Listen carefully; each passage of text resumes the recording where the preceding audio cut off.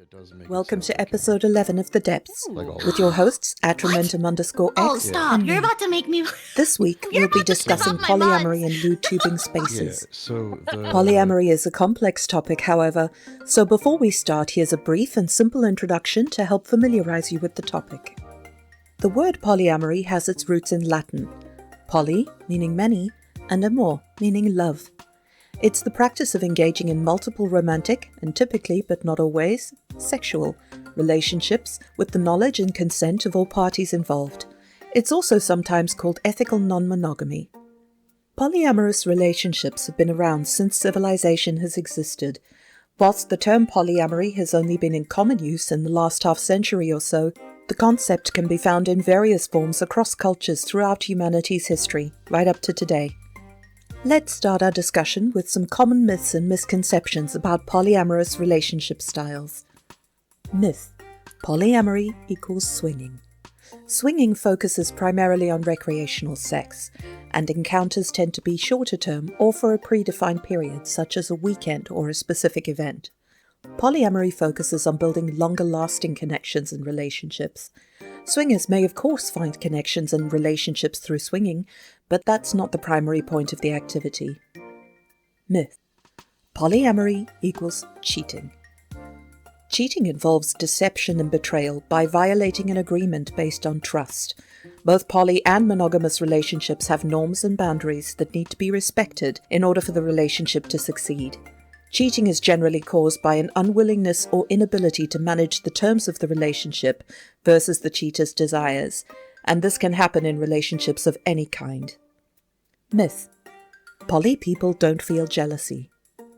Jealousy is a feeling usually rooted in insecurity or an unfulfilled need. Everyone will experience it at some point in their lives, regardless of their preferred relationship style. Polyamorous people aren't different or better or more evolved than monogamous people. They just have a different preferred relationship style. People are gonna people. Period.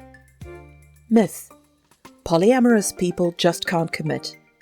In this context, commitment is an active promise to stay true to the rules and boundaries of a relationship and behave a certain way within it. Exactly what that looks like varies from relationship to relationship, but a mutual agreement on what it is and adherence to it is vital to the success of any serious relationship, no matter how many participants are involved. Myth: polyamory is more kinky than monogamy. Absolutely false. Polyamory is a relationship style, not a sexual practice. The gamut of human sexuality encompasses any kind of relationship, from ace to hyper, monog to poly. Where you fall on the spectrum is down to you. So, what do poly relationships actually look like? The simplest visual representation of a poly relationship is the triangle. Partners that are in a romantic relationship are called paramours. Those that are part of the relationship but not romantically involved with one another are called metamours. In the case of our triangle, if two of the partners are not together, the person at the tip of the V is sometimes referred to as the hinge. Together they form a polycule, which is a network of interconnected relationships. These may be closed and exclusive within the group, open to new experiences and partners, or a mix of the two. Anyone involved with a metamour who is not also involved with the hinge is called a telemour.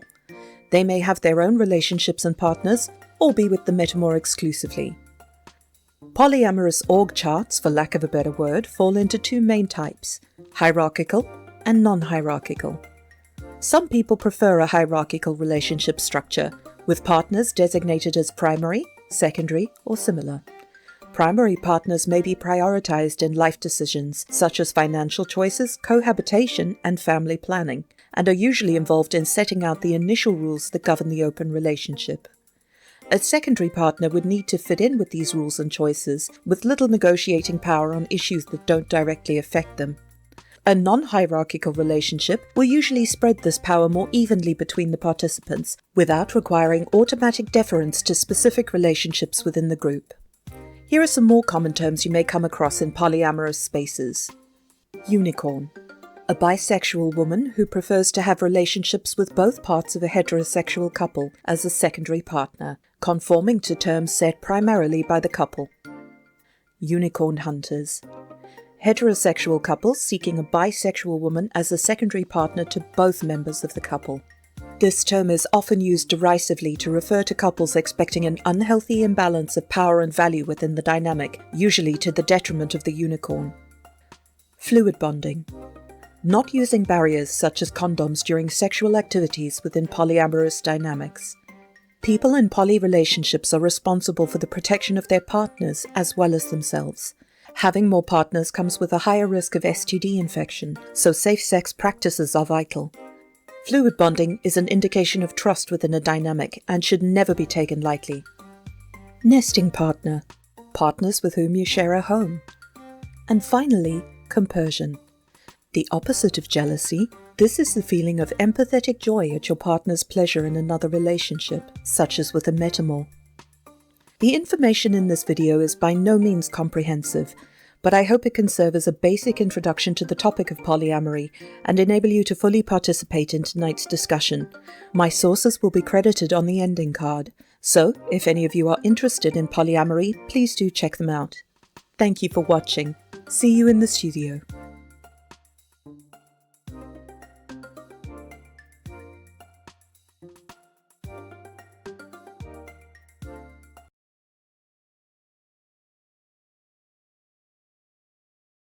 There? Absolutely. Anyway. Welcome into this episode of the Depths Podcast. I'm your host, Atramentum _X, variety streamer and lewdtuber, and I'm joined today by these lovely, lovely lewdtuber guests. From right to left, so on my podium here is Raina the Mouse, or Raina Mouse. We have... Hello. Hi. We got Podgkin. Hi. Ruinous, Ruin. Hi. Ruinous Great Worm. There we go. Can't say the whole mouthful. Yes. We got Yeah, Nico the Kid and mouthful. Fox.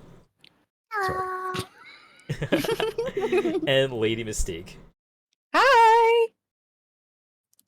Should we do some Also, introductions? don't mind if I'm occasionally played by the part of a cogwheel on the screen. There seems to be some issues with Fugi every now and It happens every once in a while. then. We'll do some Yeah, quick let's do introductions. introductions. Actually. Yeah, so Raina, why don't you go first? Oh God! All right. Well, I mean, I guess I am on the podium. But hi, everybody. I am Raina the Mouse. I am a variety streamer. I do a variety of things, usually poorly, but I usually do them while singing and or drinking, and quite often while quite lewd. I stream here on Schmansley, and I also do voice acting work. Thank you very much. And next up we have Podge. Hi, I'm Podge. I'm a Goblin Maid VTuber, lewdtuber, live 2D rigger, cosplayer, and body positive and kink positive streamer. I stream on Twitch, Nyansley, and trying to make my way into putting up a whole bunch of YouTube content. And I'm here with my partner Ruin. That's right. Hi, Next Ruin. up we've got Ruin. Yeah. Hi, I'm the ghost of Ruin because I'm semi-translucent. No, Sorry. no, it's okay. I'm Ruin's Great Worm. You're just a force ghost. Yeah, absolutely. I'm a Nightmare Dragon, a VTuber. I usually have like pretty chill streams that are also kink positive, also sex positive. Sometimes it gets gremlin-y, but for the most part, it's just like chill vibes, relaxing streams, I would say. I tend to do all kinds of content, but I'm leaning more into self-help and psychology stuff lately. So, yeah. Fantastic. That's a great intro. You guys don't he's see it, hot, but wink, wonk. and he's hot. Oh no, he's hot. Oh no, he's hot. You guys don't see it, but I'm actually like fiddling with the sliders in the background right now, trying to make Ruin appear. When the No, squad no, shares you're a brain okay. cell. Blue You're screen. okay. It's because the vest is too similar to the blue. Yeah, Oh, I it's think the if I switch outfits, maybe it's better. Oh yeah, that's Get them tibbies out. that's a little better. Non-translucent Don't mind titties. the tibbies. And next up we've Yeah. got Nico. Hi, I'm Nico. I'm a hybrid succubus, so I'm part succubus, part kitten, and fox pup. And I'm also a body positive, kink positive mental health advocate. I'm usually cozy chaos sometimes cozy, mostly chaos, but just your all around gremlin. Very, very cute. And last but not least, sorry about that, we got Lady Mystique. Hi, I'm Lady Mystique. I am a variety streamer, lewdtuber, and streamer on Twitch and Finansly. My background is in sexology, which is the primary reason why I'm here. I am not qualified. I do not practice. However, I add probably a bit more information here and there that other people may not have occasionally. I stream over on Twitch on Schmansly, and I am currently running a promotion for a friend who is in desperate need of a wheelchair. So check my pinned tweet for the Alex appeal and get you some high quality audio pornography if you are aroused by sound. Thank you very much, Mystique. Yeah. Heck yeah. It's very I'm good. interested. But yeah, Yeah. so Come in. we started out with something a little different tonight. We had an intro video with some definitions and some of the introduction to the concept of polyamory. We thought it was really important to get it right the first time around. So that was really, really a good job by Mystique to put that together. Thank you. But as we were reviewing this, something actually came up, which is the difference between ethical non-monogamy and polyamory.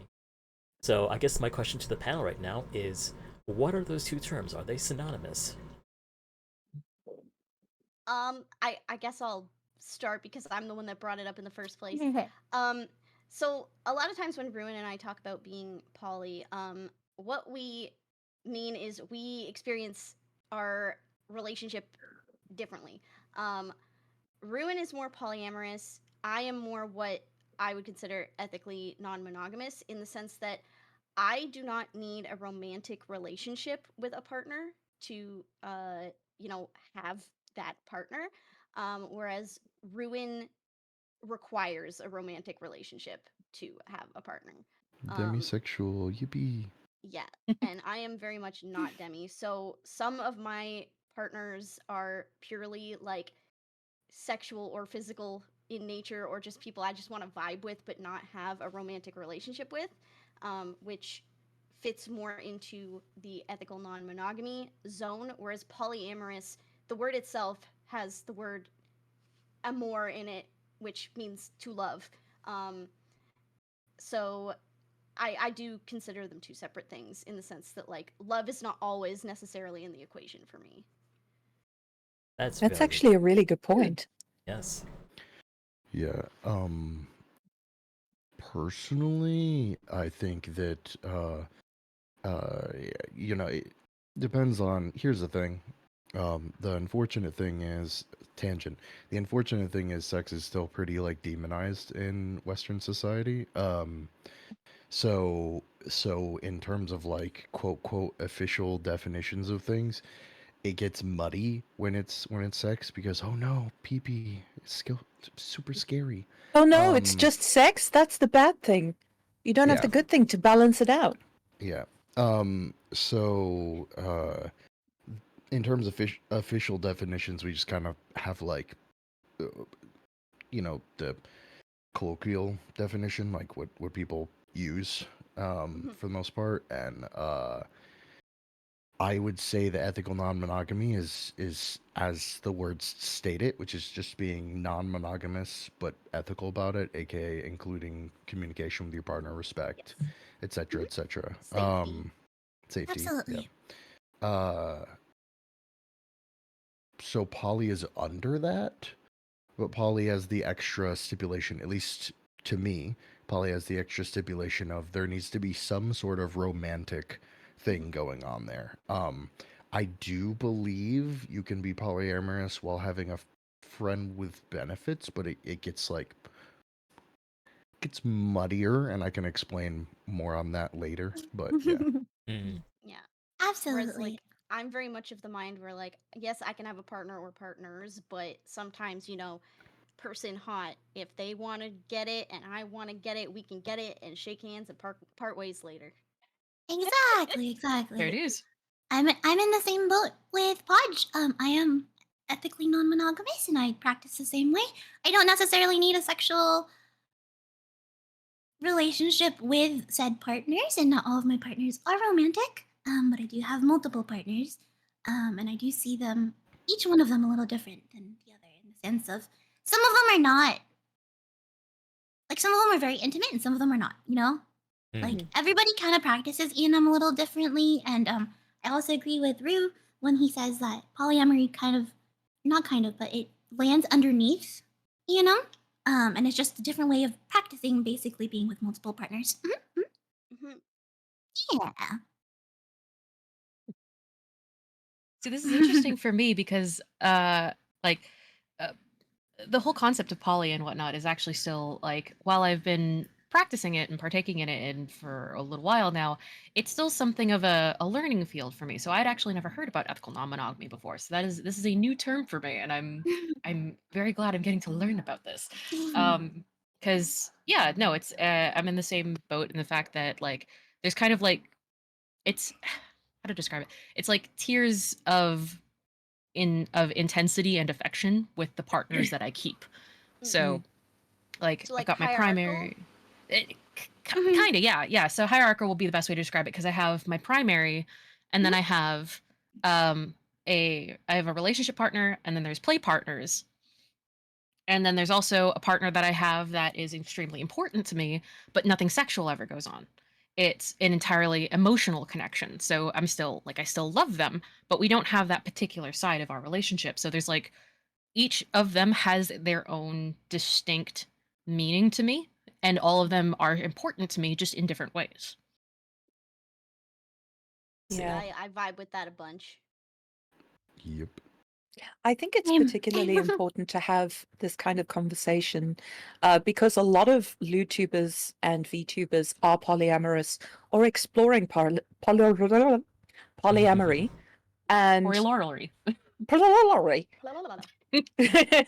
Everyone's exploring Oh. roly poly. Roly poly oly, yeah. Yeah, we're not roly polies. Got it. Yep. But- Polygon. I think people tend to like look up what relationship or what information is like relevant just to their relationship, and then they stop because they have the information that they want. But there is a whole like mess of information out there that people didn't even know that they needed. So I'm really glad that we're having this conversation, and that you brought up the point about ethical non-monogamy, because I didn't know that either. Yeah, I always assumed it was almost like synonymous. Like intellectually, like it doesn't make sense to be synonymous. But now that actually I'm hearing the difference, it like really is a very useful term, actually. And I guess some people would define E&M as like hierarchical polyamory as well, like having like the Yeah. primary partners, secondary partners, tertiary, or Mhm. like play partners only. But I think E&M is a really good, like, nice broad way to kind of explain it. Because I kind of practice the hierarchy thing sometimes. Like, it depends on the person, but for the most part, like, I have too much ADHD to have multiple romantic partners. That is valid. That is entirely valid. If God wanted me to be Valid. monogamous, why did he give me 3 holes in ADHD? Yeah, And 2 hands. You forgot the 2 hands. yeah. What? So like, Five Guys is uh, great. yeah, Yeah. Burgers is that and what we're fries. going after? Yeah. Absolutely. Yeah, Look, I we'll got this take tail people in here 5 Guys. specifically for multitasking, so. Yeah. Yeah. Yeah. See, and for Mystique, how fucking dare you? for me, it's like poly requires. So here's the thing. People tend to, since the dawn of time, people have used words and had different meanings for them. It's why people can say the same things to each other and it be confusing still for both Yes. parties. Absolutely. But for me personally, poly I feel requires not necessarily like okay. Like a So connection. uh n- it requires like romantic stuff there, but not necessarily like intent to move that to like the life partner category, because I have two categories. One's life partner, one's play partner. And play partners I'm still romantic with, but I there's like a lot that life partners get that play partners don't get, and it's not a matter of like one person's like better than somebody else or something like that. It's just a matter of like, one, you understand you're pursuing a life with, hence life partner, and the other one you're having fun with, but there's still, again, that like romantic aspect. So for me, that's why there's a bit of a difference between like the broad term of E&M versus like, you know, the poly, which is like a smaller umbrella under it. And That's some people actually a. are more strict about it, actually. Not to, sorry, cut you That's off, but okay. more, Go on. some people are more strict and say no, it's only if you're seeking other, like everybody's a life partner and that's that, like that's only poly. Some people are very strict about that. Yeah. Mhm. No, there are some people who kind of, to use like an unpleasant word for it, to tend to gatekeep with that kind of thing, where they're Yeah. like, you're not allowed to call it this thing because you don't like prohibit to Follow said yourself to pattern. my, Mhm. yeah, you don't prohibit yourself to my standards or like a group standard of something. And it's just like, Yeah. yeah, but everyone experiences life in a different way, and in similar concept, people experience love in a different way. Hence Mhm. Yeah. why E&M and polyamory is a thing in the first place, is the fact that there are different kinds of love. I say I love all of my partners. I don't love them all the same way, but their love is still there. Mm-hmm. Mhm. Mhm. Mhm. I think it's a great point to bring up, particularly in the West. Like the majority of the sort of cultures we experience are sort of based on Western ideals or the Abrahamic religions. Not all of it, some of it.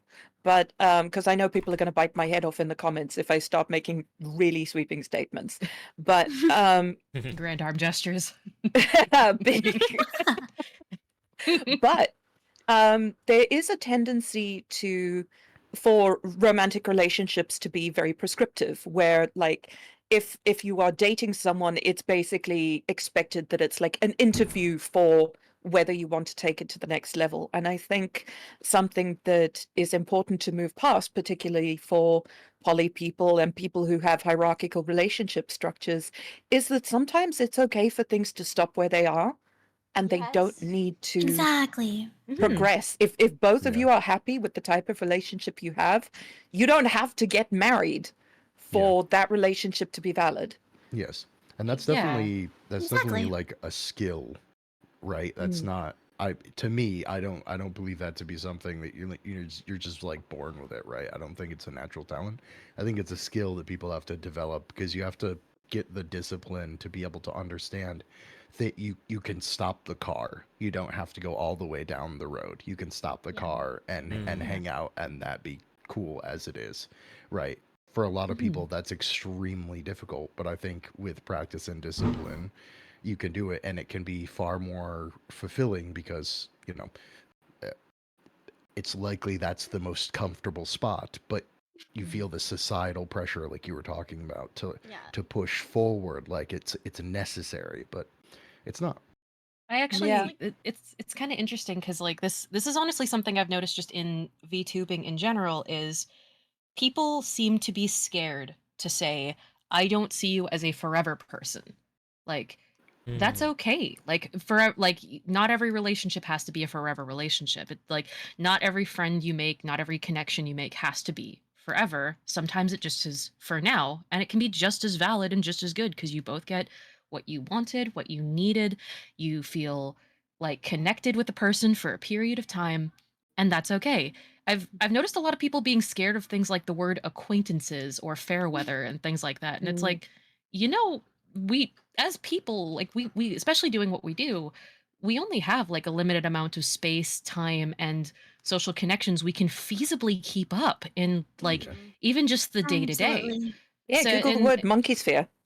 yeah, yeah, Mhm. and it's the same as with like relationships as well. It's okay to say like you are what I want right now, but not what I'm going to possibly want forever. That's Yes. okay, and it's entirely valid. You're allowed to just want a temporary, as long as you both have fun, you both understand, and you have that communication, because that's honestly one of the biggest parts about it, is just people not being afraid to say, I don't think I want this to be forever, but I do want to enjoy what I have with you now. Yeah. Yeah. And Exactly. I love that you brought that up because I had to like massively learn that and advocate for myself, like start advocating for that for myself. Recently, like after my divorce, like I was with my previous Yeah. partner for 10 years and we just like that wasn't what either of us wanted anymore, and we learned that like that's okay. Like we both kind of came to that understanding that like it is okay. We are different people now. We know more about ourselves. We know what we want. We know we want different things, and we had our time together, and now we are moving our separate ways because we have grown. Like, and Mhm. that is perfectly fine. Yeah, and I think Yeah. another thing that people forget too is that people aren't like concrete, right? So like our feelings, the way that we feel, the way that we love people, it changes over time, right? So just because you are one thing when it comes to being like poly or enum, it doesn't mean that you can't grow from your experiences and learn what is right for you. And I think that's also another thing that I feel like I see a lot is that people are so afraid to move forward when it comes to figuring out what they want in their life. And I think people get stuck on that whole like society where it's like, oh no, like I'm gonna be seen as this or that or whatever, because this or that, you know. And it's like, Mhm. learn. I think the hardest part about being poly or enum or in any of that these categories is just that it is okay. It is okay to say that you are not one or the other anymore. It is okay to learn about yourself and to love yourself the way that you are. And I Yeah. think it's been a wild ride, and I'm still learning, and I've been in this forever. Like, chat, it So- is okay to enter your hoe arc. Yeah, I'm an Yes, absolute. yes, thank you. I'm an absolute whore, a responsible one, but an absolute Yeah. whore. Embrace your Absolutely. personality. I love that. I hate and love that at the same time. But I got it. I do really quickly want to say I have absolutely adore that mentality of just embrace your hoe arc, because there's a lot of people, there's a lot of stigma against embracing that, because as Rune, you mentioned a bit ago, there's especially still in Western culture, there's still that kind of stigma against sexual relationships and casual ones at that. Mhm. So there's a lot of people that are like, oh no. And am I allowed to say, I think I'm allowed to say S with a lut? Yeah, could can say that. slut. Yeah, you could I say had it to on make this- sure. yeah. Sorry, I double They call me that all the because time on this channel. I had to make Hey. sure. I know there's some people got them boundaries. I want to make sure I'm respecting them. But people need to, like, people are so scared to go like, oh no, if I say like I want a bunch of non-committal relationships, I'll be seen as a slut. It's like, and Good. Eat it like, up. so Yeah. like it's eat Yeah. good, get that bread. It's fine. That's like me. just That's me. enjoy yourself. But- Don't be scared to enjoy yourself because of other people's preconceived notions, because they're still going to have them whether you do or don't do the thing. yes, As long but as I you're being like honest about it, because the big issue is when people do it without being honest about it with the people they're doing it with. Yeah, yeah. The honesty and respect and safety are the big things there. Mhm. Communication. But what I was gonna say is, it's important to keep in mind that the psychology of humanity, like how far our brains have developed evolution wise, we are still in tribe brain. Yeah. We have not evolved to the point past that. So unfortunately, there's a reason it's so difficult for a lot of people to get past, like, oh, people will think poorly of me, and it's because it was a survival thing, right? Yes. Like if you made an impression upon the tribe to like not be useful, not be wanted, etc., etc., etc., in tribe times, then you lose your tribe, then you die, right? Like, Mhm. so it was like huge. That's why it's so ingrained in people, People. even people that have worked on this for many years, to like at least somewhat get impacted by the opinions of others. So understand that with me saying that, like, you're valid if it is difficult for you, but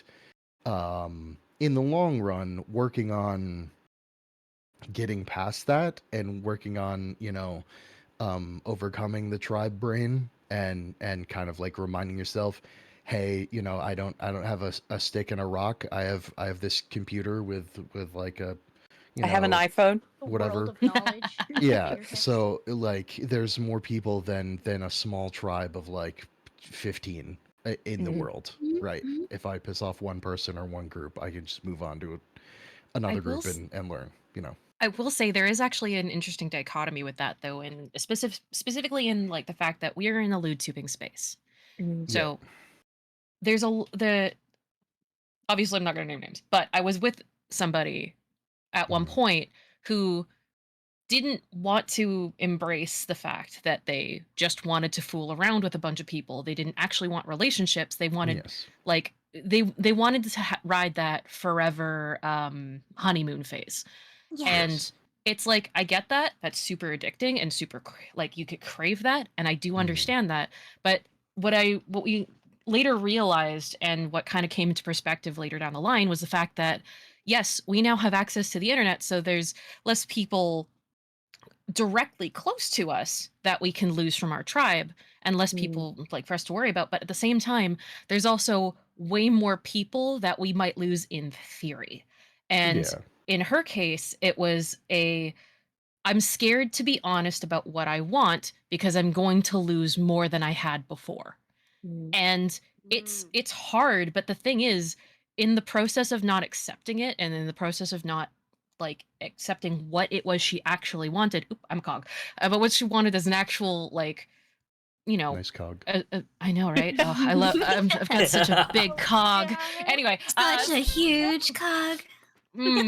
baby, look at my cog. But yeah, so she in her fear of like accepting what it was she actually wanted and realizing that what she openly admitted to later down the line was I don't want to be in a polyamorous relationship. I want to be free to just do what I want. Mm. She didn't want to actually admit to that to on a grander scale or even to the people she was in relationships with at the time except for myself and like one other person because she was scared of the perception and what that would do to her audience. Mhm. And it's like, yeah, but you're in the long run, she ended up hurting a lot more people Oh, mhm. and absolutely nuking herself in a couple of those communities that she was so scared of losing because she just wasn't honest out the gate. Yeah. Yeah. And particularly in a performative space like we inhabit, um, there's a confluence with losing the tribe and, lewd tubing and like streaming being something that is, numbers based and community based if you Yes. want to succeed. Mm-hmm. Mm-hmm. Now, trust me, I'm Networking. trust me, I'm not gonna get heavy into it, but I think if people understand the feeling of like the fear behind possibly losing the space, Atra and I would know that fear very Yes. deeply. Yeah. Yeah. Yep. Atra Yep. and I have both felt it big You time. filthy male VTubers. Yeah, Filthy, yeah, Male in disgusting. quotation marks. yeah. I Quote, know. quote. Do you want me to answer that question? Yeah, Valid, you. actually, if you don't mind, yeah. Yeah. So Shadow Queen VT asked me, when you first realized the idea of multiple partners was interesting, how did you navigate that while also being demisexual? So here's the thing. I actually started poly before I knew I was demi. Um, so at first it was navigating the poly end, and later on it was accepting the demi end. And demi is a whole journey in and of itself, and that could be a whole episode or more. That could be a whole series, honestly. A lot of these things could be a whole series, but And it will as be a whole episode. I'm getting my notebook right now. hey, um, but like demisexuality, demisexuality, especially when combined with hypersexuality, can make for a Mhm. very confusing experience for people. I second this. And if you are not like, if you don't have the education on demisexuality, if you don't understand that, like, I mean, like you're valid across the board, but like, unfortunately, grew up in a different time, didn't have the resources that I have now, didn't know I was demisexual, so I kind of just would like do sexual things because I would be aroused because hypersexuality disorder, just kind of like you just get aroused all the time. Yeah. But there's a difference between like arousal and attraction. So I would get aroused, I would do things with people, and then I would feel horrible afterwards, and I didn't understand that I was like victim blaming myself Oh. for it. Oh. I was like, what? You wanted True. this. You were aroused. Yeah, it Yeah, was you're bad. navigating the gap between your sort of mental and emotional state and Yes, your yeah. physiological state. Yes, exactly. So, so Poly at first when I was approaching it was more on the E&M side because I didn't understand my um Mhm. self as much. Now it's navigating on that romantic side. So long background to get to the point of actually answering the question. I think as with navigating anything where you start to get feelings for people, it's communicating those, like spending time with it yourself to better understand it to the point where like you can actually communicate it, and then communicating it with those people, and going from there, communicating it obviously with your current partners first, and then kind of like moving forward. And feelings for me, I have a not to Brett, no. I have a big heart, so I end up like feeling like affectionate, what I would call like romantic love for a large amount of people. Limerence. Yeah, yeah. Yep. Big Lim- heart hidden by bigger booba. Yeah. Yeah. the linguistic background with limerence is it's a good word for it, but there's a Oh. stigma. But Oh, really? anyway, Beg So- pardon. yeah. I think like the I'm sorry. But no, it's okay. It's okay. I'm getting too caught up on the linguistics. It's not a problem. Yeah, so I feel it for a lot of people. So it's a lot easier for me because I've been doing it for a while, but I would say starting out, yeah, like it's just communication. Like with every relationship, with everything, it's communication. Like I keep saying the same things. I'm a broken record, but it's I'm saying it over and over for a reason. Communication, respect, Yeah. safety. Yeah. Yeah. I second what Rue said. Because yeah, being demisexual and hypersexual at the same time is really fucking confusing. It takes a lot of like piecing things together to understand whether or not someone is supposed to be where they're at in your head.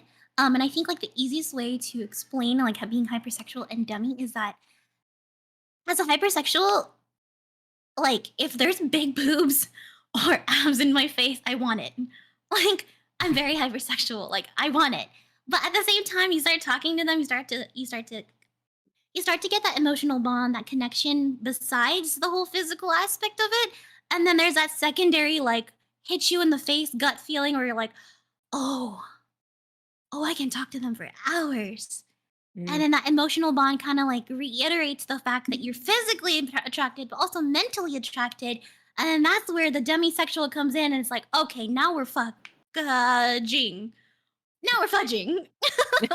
I think you say It's okay. You can It's say okay. rude words. Oh. You can Yeah. say rude words like bum on this podcast. It's also where this is all educational, and within the TOS of Twitch, educating Exactly. others on, Yeah. on kink I- is completely allowed. Yeah. Like this is Yeah. it's really fascinating hearing about this from your perspective, because again, I'm not demi. I can fuck around with the best of them and genuinely not really care so long as they're not absolute assholes. But at the same time, it's the way you guys are describing it, kind of like in my head, it's processing like having a craving versus wanting something.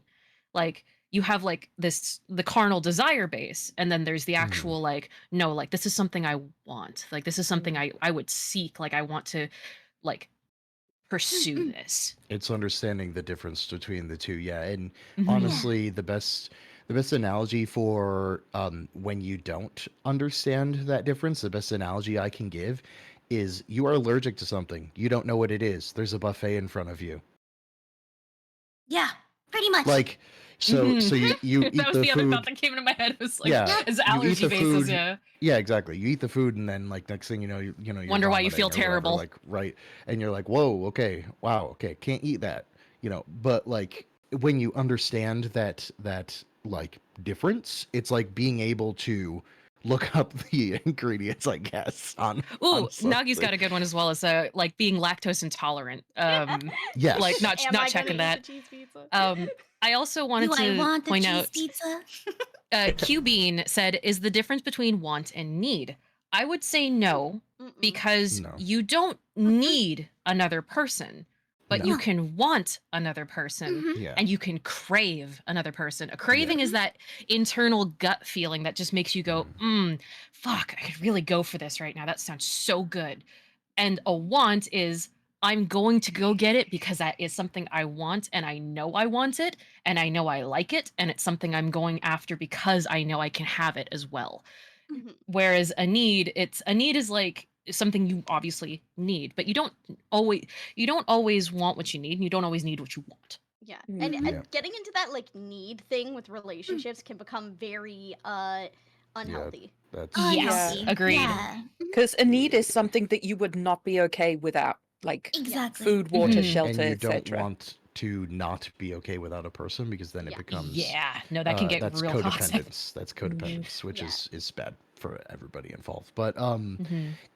yeah, it can I mean the demi stuff can get really confusing, because there's having a high libido, there's having like diagnosed hypersexuality disorder, and then there's like demi, and you can have a high libido and have demi and that be confusing by itself. But like hypersexuality disorder is just legitimately like you don't even need a stimulus. It's just like, hi, I'm aroused. Like I'm fully Yeah. aroused No, for no seriously. reason. Literally in my face. Hi, hello. Yep. It's like Yeah, a whereas- Working light on a switch. grossary list, full mast. Yep. Yeah, it's like a light No, switch. seriously. Yeah. hmm See, and I have high libido. Like I know I'm not hypersexual because that's how I know, because it's like it doesn't just happen to me randomly. Like I see a stimulus and I'm like, goblin energy activated. Honestly, I relate with that one. exactly. I relate with that. It's one of those things where like I do need some kind of stimulus, but like once it's there, it's just like, ooh, the heat It's like, builds. Heat. yeah. Excuse me while I right into it. Exactly. Yes. So they're foaming Excuse at the me while mouth. I devour. Just stay still. Give. It's that I think the gremlin that's like hanging off the titty, that Bruh. you know what I'm talking about? Yes, Me? that's my Me? thing. That's me. Let me hang Yes, off your pecs, man. 100%. Yeah. Let me hang off your biceps. I see ruin and I'm just like, I actually took pauses and put it on a nude of mine. Yeah, It my was little really gremlin. funny. Yeah. Oh, So it was that's like good. right on my You know. Yeah, no, makes sense. Yep, Where we've I all seen it. usually- I love it. Very I love it. I accurate. love it. It was very accurate. It's where I usually Right on the go. gentleman's We- vegetables, if we're going back to grocery lists. eggplant. God, I we love love a good eggplants. sword chief. Ooh, Oh, I love you know, eggplants. I just love a pickle. saying. What can I say? Pickles, eggplants, cucumbers, you name it, carrots. Oh, Just give me the entire veggie aisle, please. I love my veggies. I love my veggies. I actually have a question for you guys. Do your families and friends know about your being poly? Fucking no. So Mine do. my father is horribly homophobic, and Oh, shit. my mother is like Your parents were shit, more right? like faintly homophobic. Delicately. Yeah, so like they don't LaCroix like, of homophobic. there's- Yeah, for them LaCroix of for them homophobia. it's weird, for any non like, because for them just man, woman, that's it. That's all that exists, and it's AMAB is a man, AFAB is a woman, and that for them it's very bigoted. So no, I don't. my family does know, and I actually had a weirdly easier time with this because my sister is also in a poly relationship. She is in a throuple, and she and her two partners are all synonymously together. Yeah, she warmed him up for Um, you. Yeah. It's like, here, let's just break the ice. Yeah, so she like basically through that my parents learned what being poly was. And then when I had to explain, like, hey, I'm also poly, which was extra weird because I was still in a marriage at the time. And I was like, me and my wife at the time are both seeing other people and sometimes seeing people together. Like, they were like, okay. So that just like added an extra level, but they get it now. They understand it. I obviously the way I function in poly / E&M is very different from my sisters. I am not and have not been in that sort of like throuple situation where everybody's been all together. The So I melting still pot relationship. Oh, so, it's yeah, so I beautiful. still kind of get a little wary, being like, so me and Rue are together, but Rue is seeing their other partner right now because I don't even want to I don't even want to be like, oh yeah, Rue's spending time with their other partner right now, and then be like, wait, what? Yeah.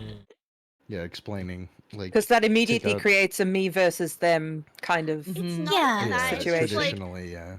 they're still trying to. I just dropped the like gender fluid thing on them recently, like, and they're Oh still trying to gosh. learn what Okay. that is. And Mhm. Yeah. they're I Okay. love my parents. They're very open and willing to learn, but it does take them time.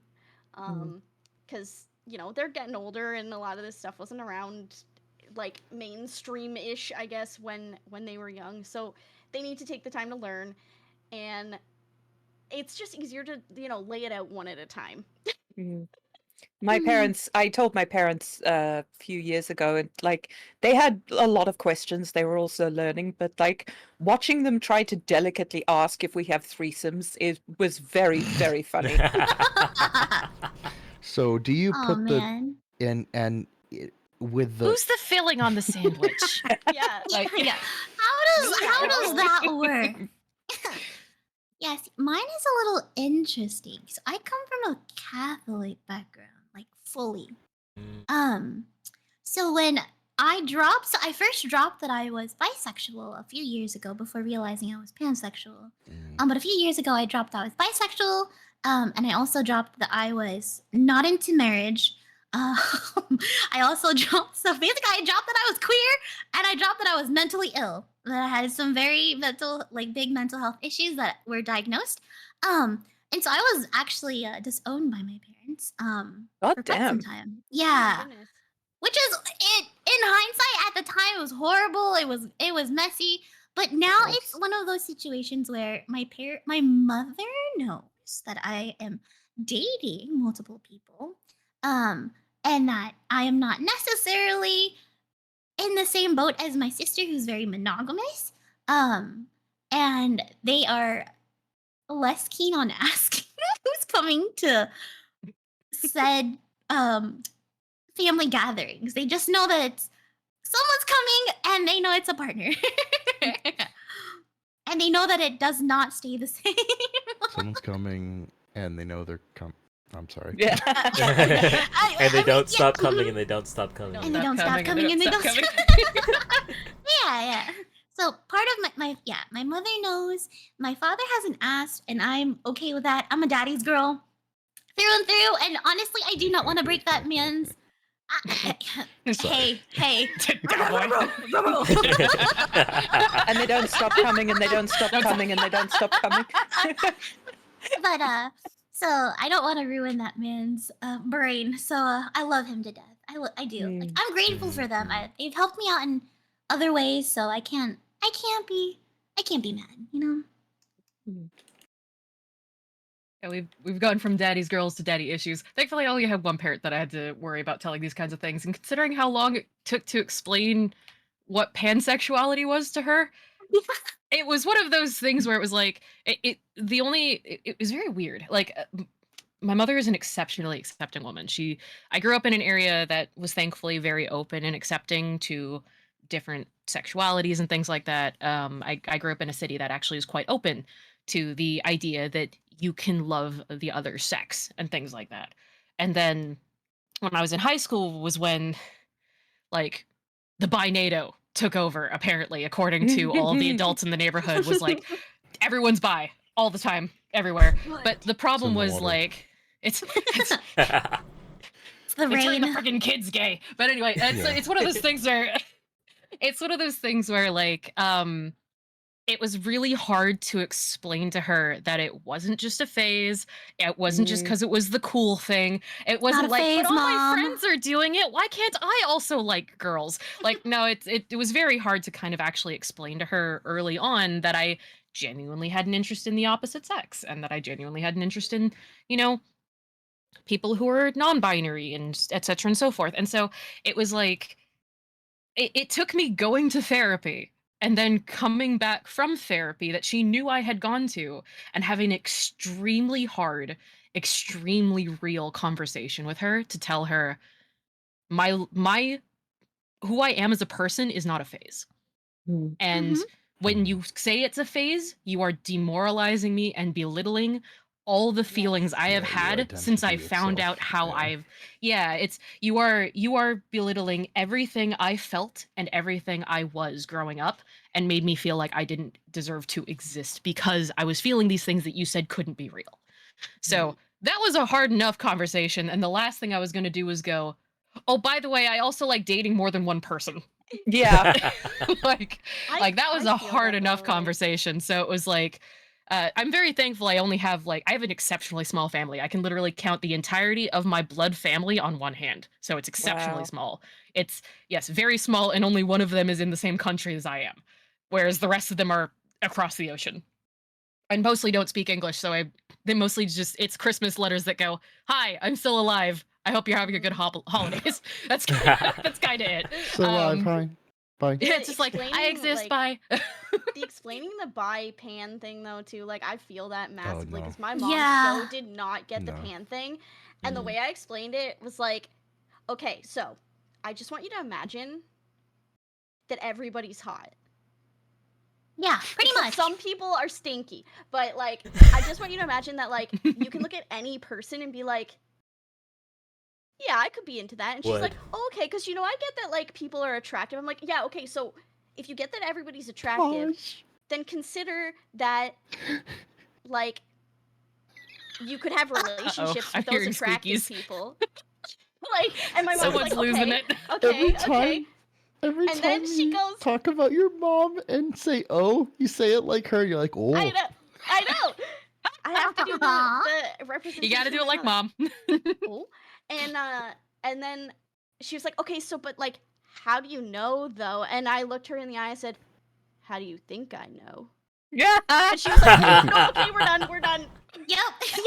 Yeah. Well, good talk. And then Anyway, see that, you next like, holiday. Pretty much. Yeah, that like solidified for her that like I was not, you know, this was not a phase. This was not a thing that I was just kind of thinking about. This is a thing that I have experienced and engaged in. And like, I see my family like multiple times a week. Like, if my parents could not accept my shit, I think nobody would be happy about that on either side of it. So they learn. They're good.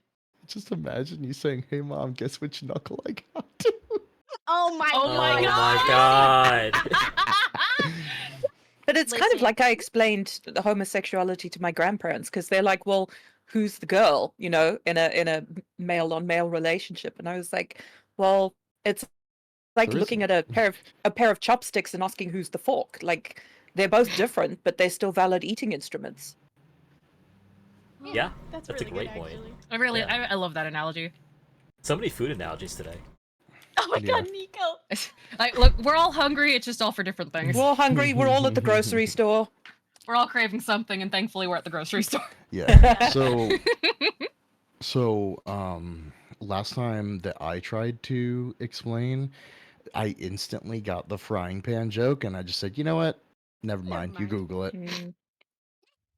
Wait, what's the frying pan joke? Oh, pansexual. We're so you pansexual. Oh. So you like pans? Oh yeah, Like- sometimes. And I tell in the them I middle of like the them night. non-stick, you know? Oh, Yeah, baby. Hey, sometimes in yo. the middle of the night, I Oh. sneak out of my room to the kitchen and I get my hands all up on that cast iron. Oh yeah, yeah. baby. That Yeah. perfectly seasoned Dutch oven. Season. Put me between a wok and a skillet, baby. A walk in a hard place. Hey, yo.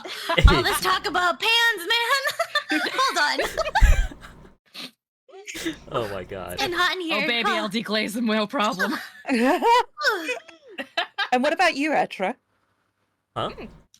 What about you? Do your family know? No, I've only very recently decided to be explore polyamory. It's been a few months at most, so I'm still well on my way. And I think sort of encountering people in this community that are poly and seeing how that works has helped me immensely to sort of explore that on my own. I'm so honestly thankful that you've had a positive starting experience and been around people that can kind of give you that good guidance, because Yeah. holy Hera, Yes. I didn't. Yes. Yeah. Yeah, that's Having a the- community that can relate to you and give you some kind of guidance in any form, right, is way better than years and years okay. ago when you're like, Yeah. why do I I will say feel not like in any this? form, because Yeah, that's true. technically You're right, my right. guidance was awful. I was in what would be considered a melting pot relationship where everybody was okay. kind of with everyone, and it became when I was first introduced to it, I wasn't informed that that was the mentality, nor was I told that that was the expectation. And then I was suddenly forcibly introduced to the other people in the relationship. And then the person I was interested in being partners with was like, oh, well, I'd love to see the two of you in this relationship too. And oh, he thinks you're really cute and blah, blah, blah. And I was like, okay. And I got put into this space of expectation that Yeah. I was like, wait, am I wrong if I don't want to be with this person? Yeah, there's a feeling of compulsion because of that expectation. Yeah, and especially of disappointing a new partner, which is always especially early on, the last thing you want to do with someone you're interested in is disappoint them. Yeah. And me, I was but a tiny, newly cracked egg in the poly bubble, and so I was just floating in the mix of, and just I think In the this poly is right. omelet. Yeah, the poly omelets, the pomlet, if you will. But yes, Yes. but yes, so I had a very bad actually first introduction, but at the same time, it's one of those things that I can kind of look back on with it's a bittersweet kind of feeling, because it opened the door. Sure, it did it with a battering ram, and I had to do a lot of housekeeping afterwards, but it still opened the door, and it allowed me to make a stronger foundation than what I started with. Yeah. See, Don't ever recommend it, but yeah, yeah, It exactly. happened. It's a thing that See, happens. So, Absolutely. at the risk of getting canceled, haha. I'm sorry. Love you. I've been drinking, so I'm a bit more out of pocket than usual. The I think that there's a good number of people. There's a mixture, and I openly welcome folks to try new things, to try kink, to try polyamory and everything. Just doing it responsibly and everything. Yes. Um, Absolutely. but I do believe there's a lot of irresponsible stuff jumping in there, and people Oh, kind of yeah. compensating for the insecurity of not knowing what they're doing by acting like they know exactly what they're doing. And then you have a lot of people practicing unsafe kink, poly, not really, just saying poly and cheating. I've seen a good amount of that. It's Actually, a one of good the amount of that. Yeah, and it's one of my first experiences in the space, I saw somebody getting called out for cheating, going, "Oh, but I'm poly." It's like, well, that's not an that doesn't excuse. No, Not that's not an excuse. excuse. You can still Yeah, cheat. you can- Absolutely. Yeah, You one doesn't can't negate the other. Yeah, you can't have your cake and fuck it. Just because you're in a poly relationship, there's still rules that you need to follow. Yeah. Yeah, for if nothing else, for fucking safety. Oh my god, you don't want to fuck around and find out, please. Yeah. You don't want to fuck around and find out with herpes. Yeah, It's and then Yeah. like all Ah, your partners no. find out too with herpes.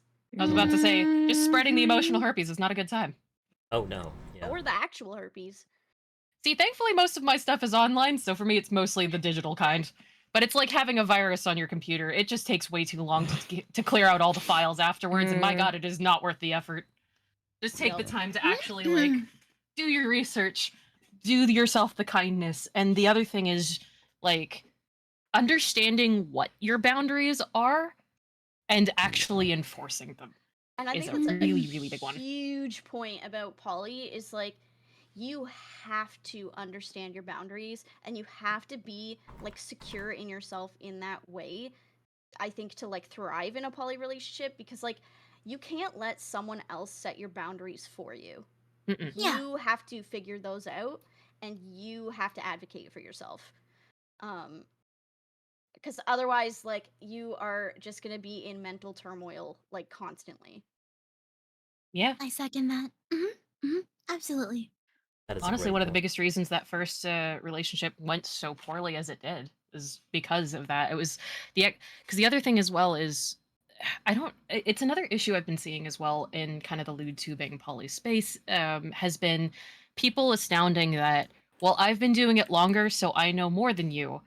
So what I'm No, doing is the correct absolutely way to not. do it. And then it's just like, okay, you know you can do something for a long time but still do it badly, right? Yeah. Yeah.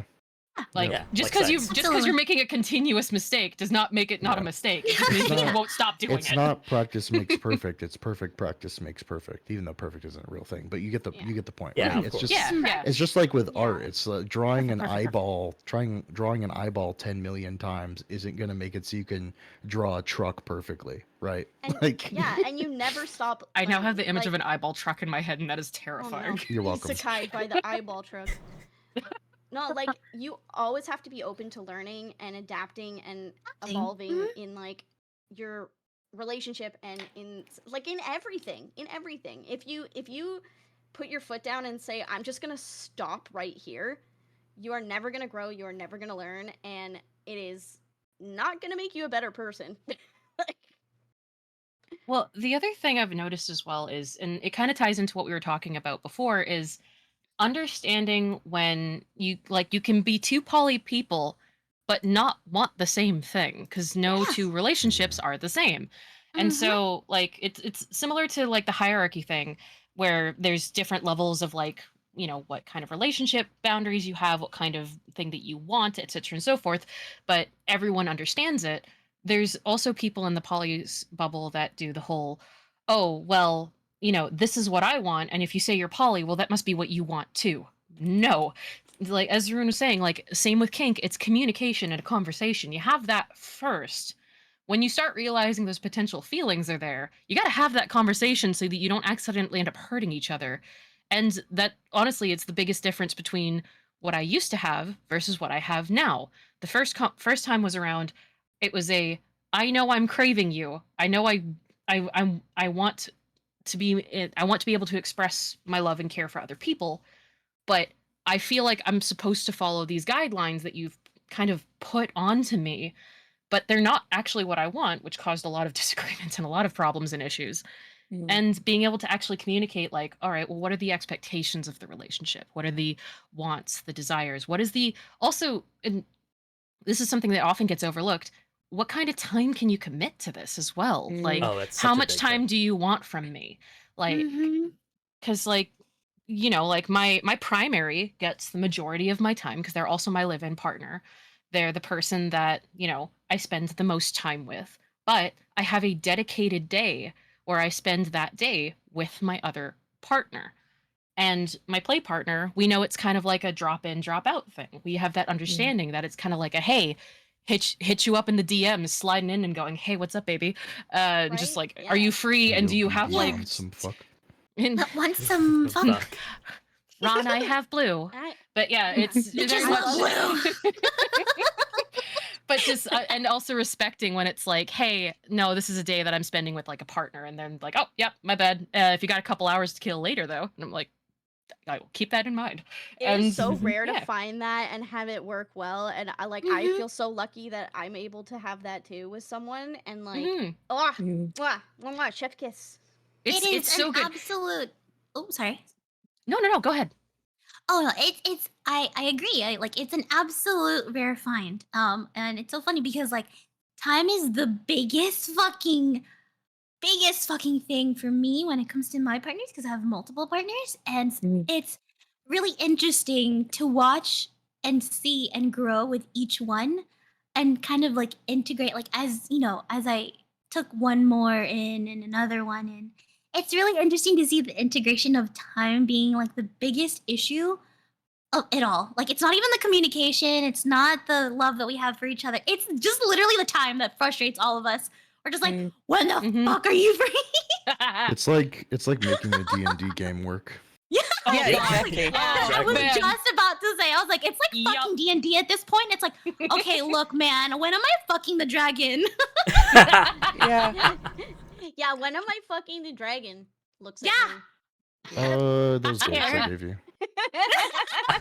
Please. All right, sick. What? Let's go. When do I get the fucking wolf? I gotta say though, like keeping with the grocery store / food analogy, just because I'm loving it for some reason. So I found like just again when you find like what you used to have or even like put up with versus what you have that's actually healthy, it's like Mm. the difference between eating indulgent, overly rich scraps versus a well-rounded meal. One makes you feel temporarily satisfied, but you feel kind of sick shortly thereafter, and you're wondering when you're going to have something a little bit better or you're going to be able to have it again. The other makes you feel comfortable, satisfied, you're looking forward to the next time, but you're sated for now, and you know the next meal is coming. Mm. I think a lot of streamers as well who are like doing what I think most of us are doing, which is like managing our entire like little empires by ourselves, just don't have the time to spend with like multiple full-time partners, and you need partners who are understanding of that. Mm-hmm. Yeah, I it's think tough to be too that's full-time like content creator.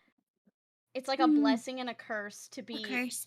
dating another content creator because we Yeah. both get it. We both get Yeah. like when we're busy, but also especially long distance. Like, Mm-hmm. but at the same time, it's like okay, so I stream at this time, and you stream at this time directly after I stream. So I guess I'll raid you and then wait until Yeah. 1 a.m. You're and then done. maybe we can say goodnight. Mhm. Mwah, I love you, and eventually we'll find some time. Like, And then when they come to Absolutely. visit, you make that into content too. oh, we sure do. Oh, we do Exactly. actually. Yeah. Oh, Oh, I know yeah. you do. Oh, I know. I've been there. Oh, okay. This All is right. how you know who watches your content. It's like, oh, we know. Sweet. Well, stay tuned because we have another visit planned at the end of the month, so there will be some content Hey. if that's what you're Quietly into. jots Huzzah. down in calendar, but Yo, Where's that I'm notebook so again? excited. Cosplay content. I will say, and this is something I'm offering kind of to the table for people that are exploring polyamory, working around time zones. Ah, that's the worst. Holy crap! Welcome It is to a hell. nightmare. Welcome to the 8th circle. Yep. I'm just It's like so fully fucking nocturnal hot. most of the time. It's like, why did you choose this? It's Why like do you your like words, this? but Chose god us. damn it, I'm tired. We like- Damn it, I'm tired, but I'm fucking horny, bro.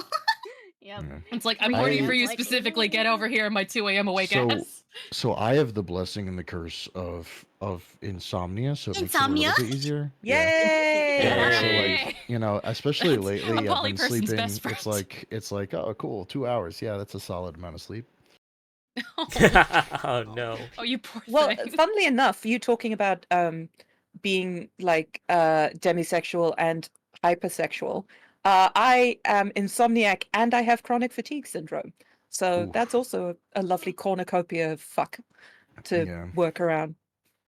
Not the usual cornucopia fuck we want to work around. No. Right, that's true. Work in, work around, you know. So we did have a Just question from in. chat earlier. I wanted to just toss in real quick. So this is from Ari Faye. Ari says, "Can someone define for the lovely viewers the difference between equality and equity in regards to the hierarchical and non-hierarchical hierarchical ENM and polyamory?" So, equality is when everybody gets the same thing. Mm-hmm. Equity is when people get the thing that they actually need. Mm-hmm. So, Yes. in a relationship, like I could use our relationship as an example, I guess. I very much enjoy having my alone time sometimes. And Rue understands that. I am not a person that like constantly needs to be with a partner. Yes.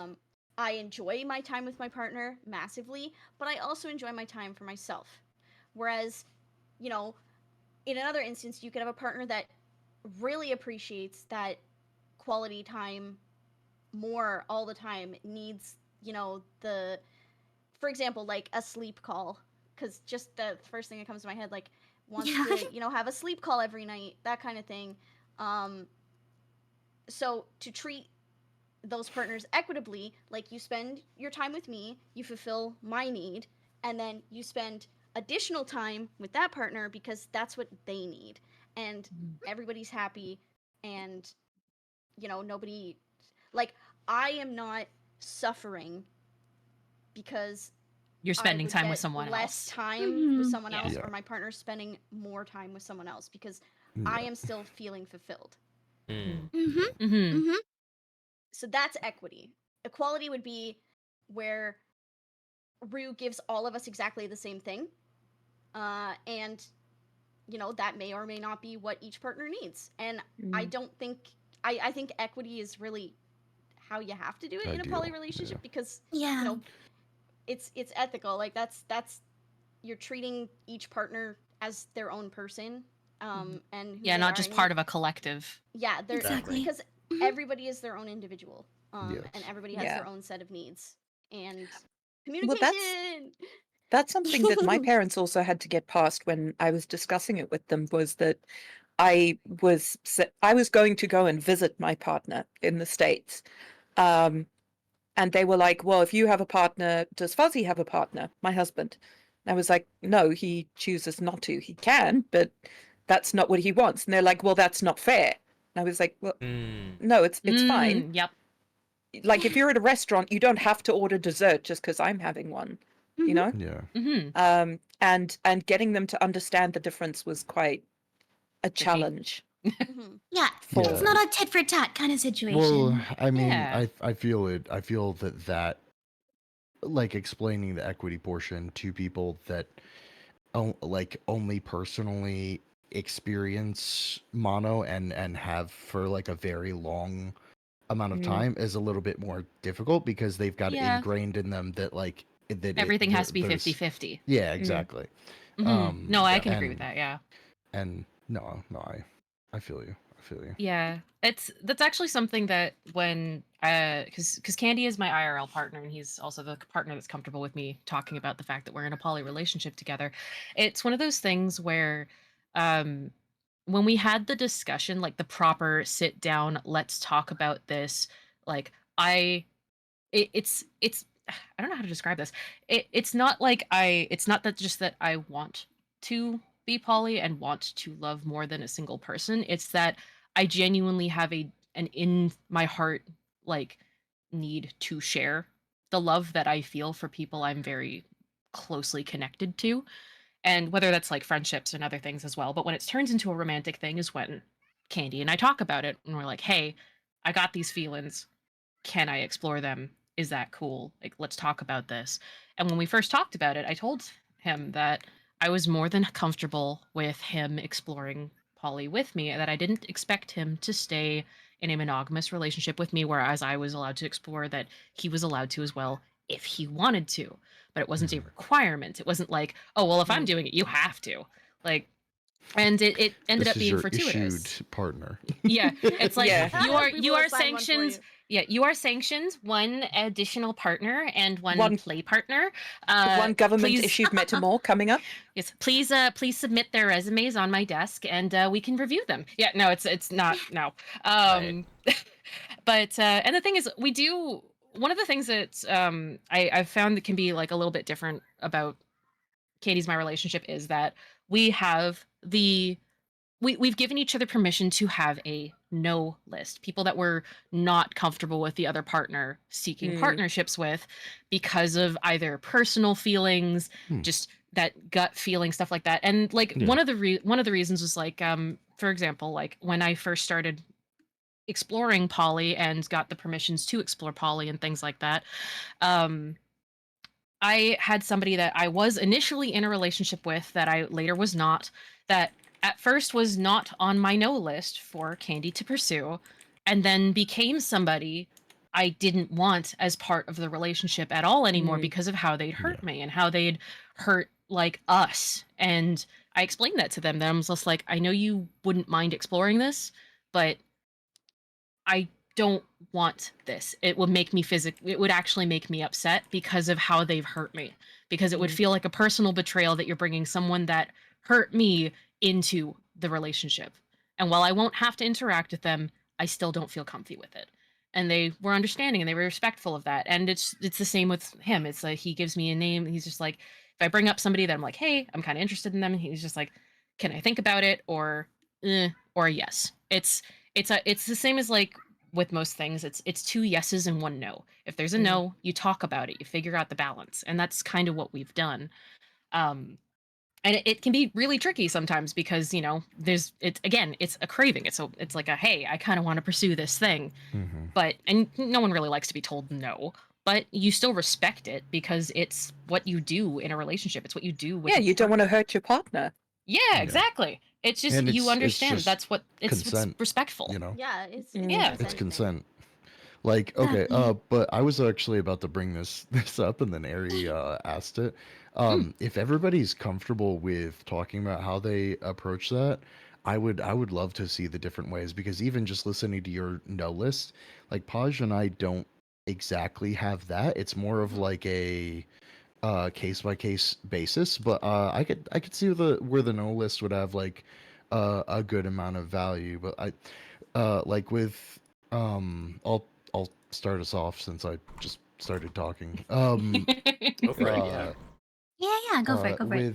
With Paj and I, it's like in terms of online stuff, it's pretty much just, I don't care, just let me know.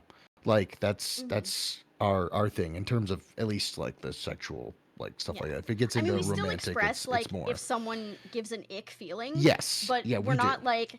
like don't you fucking dare. Like Yeah. it's just like Yeah. I have weird feelings about that person, so just Yes. be Yeah. cautious. Like When it comes to like the physical, then it gets like very like, okay, let's sit down and have like a deep convo about this and like what we like what you know what is cool and what's not cool. Sometimes the deep convo is like very easy to have, like just quick, because we're like already very familiar with people and situations, and it's just kind of like you know or like we saw streamlined. it coming kind of thing. Yeah, Yeah. exactly. Sometimes not so much, but yeah, And sometimes we it's like, yes, I ship it. yeah exactly. Yeah, exactly. exactly. Like, oh, that'd be so hot. Hell yeah. Yeah. Pretty Um, much. It's like about fucking time. yeah, but Yeah, about time, man. but when it comes to the no, it's definitely like a I don't know. There's instances where I will say, I won't tell Paj no you can't, but I will say I am not at all comfortable with this. Like this person Yeah. has like XYZ, Mhm.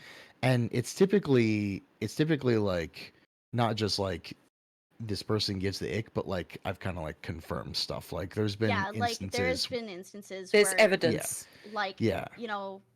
there was a possibility of maybe meeting somebody and then Mhm. and Rue was like, I just found out some things, and those things also, I'm a pretty reasonable person. I was like, okay, never mind. Like Yeah. There was a slideshow. Yeah. like if chances are, if Rue is that uncomfortable, I'm probably that uncomfortable too. Yeah.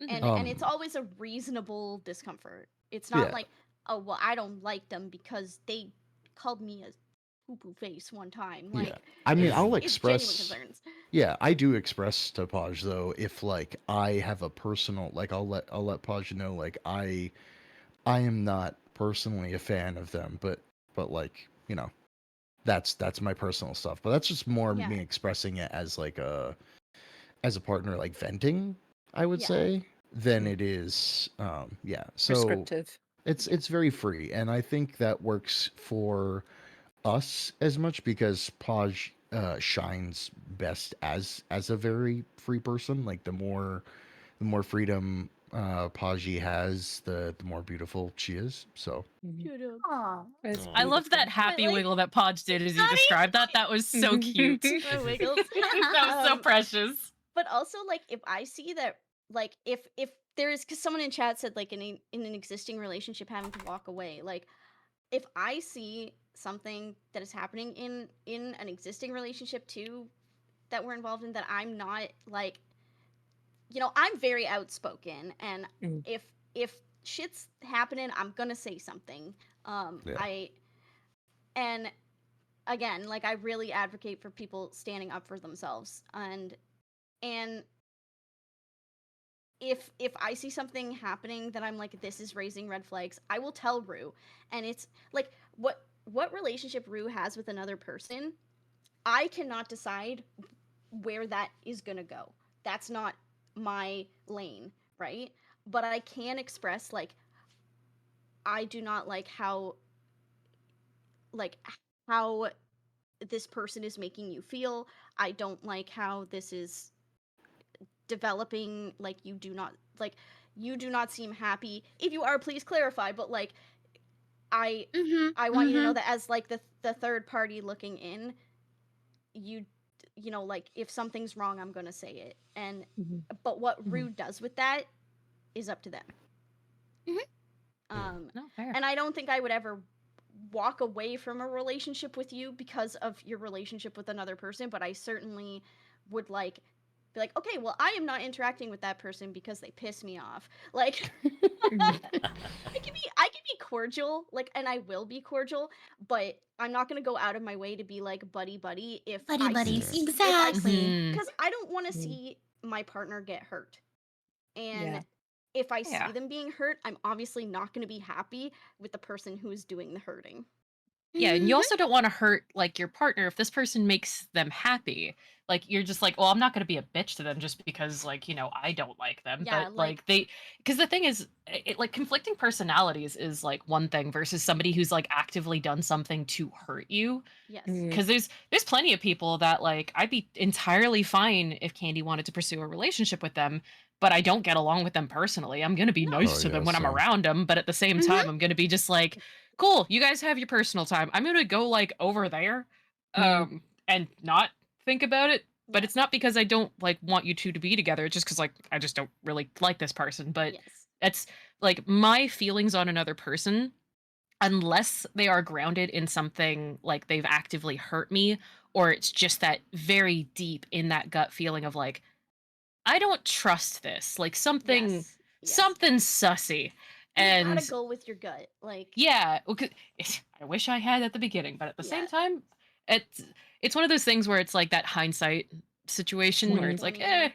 yeah, it's like hindsight's 2020. Like I regret some of the things that I like explored when I shouldn't have or how I did because I did it in a very stupid way, but a lot of it was also because some of it was I straight up just didn't know better because I was very new to poly. I was being guided by somebody who astounded as a person who was very good at poly when no, they were just very good at having a lot of people that they were with. And that is Yeah. not the same thing.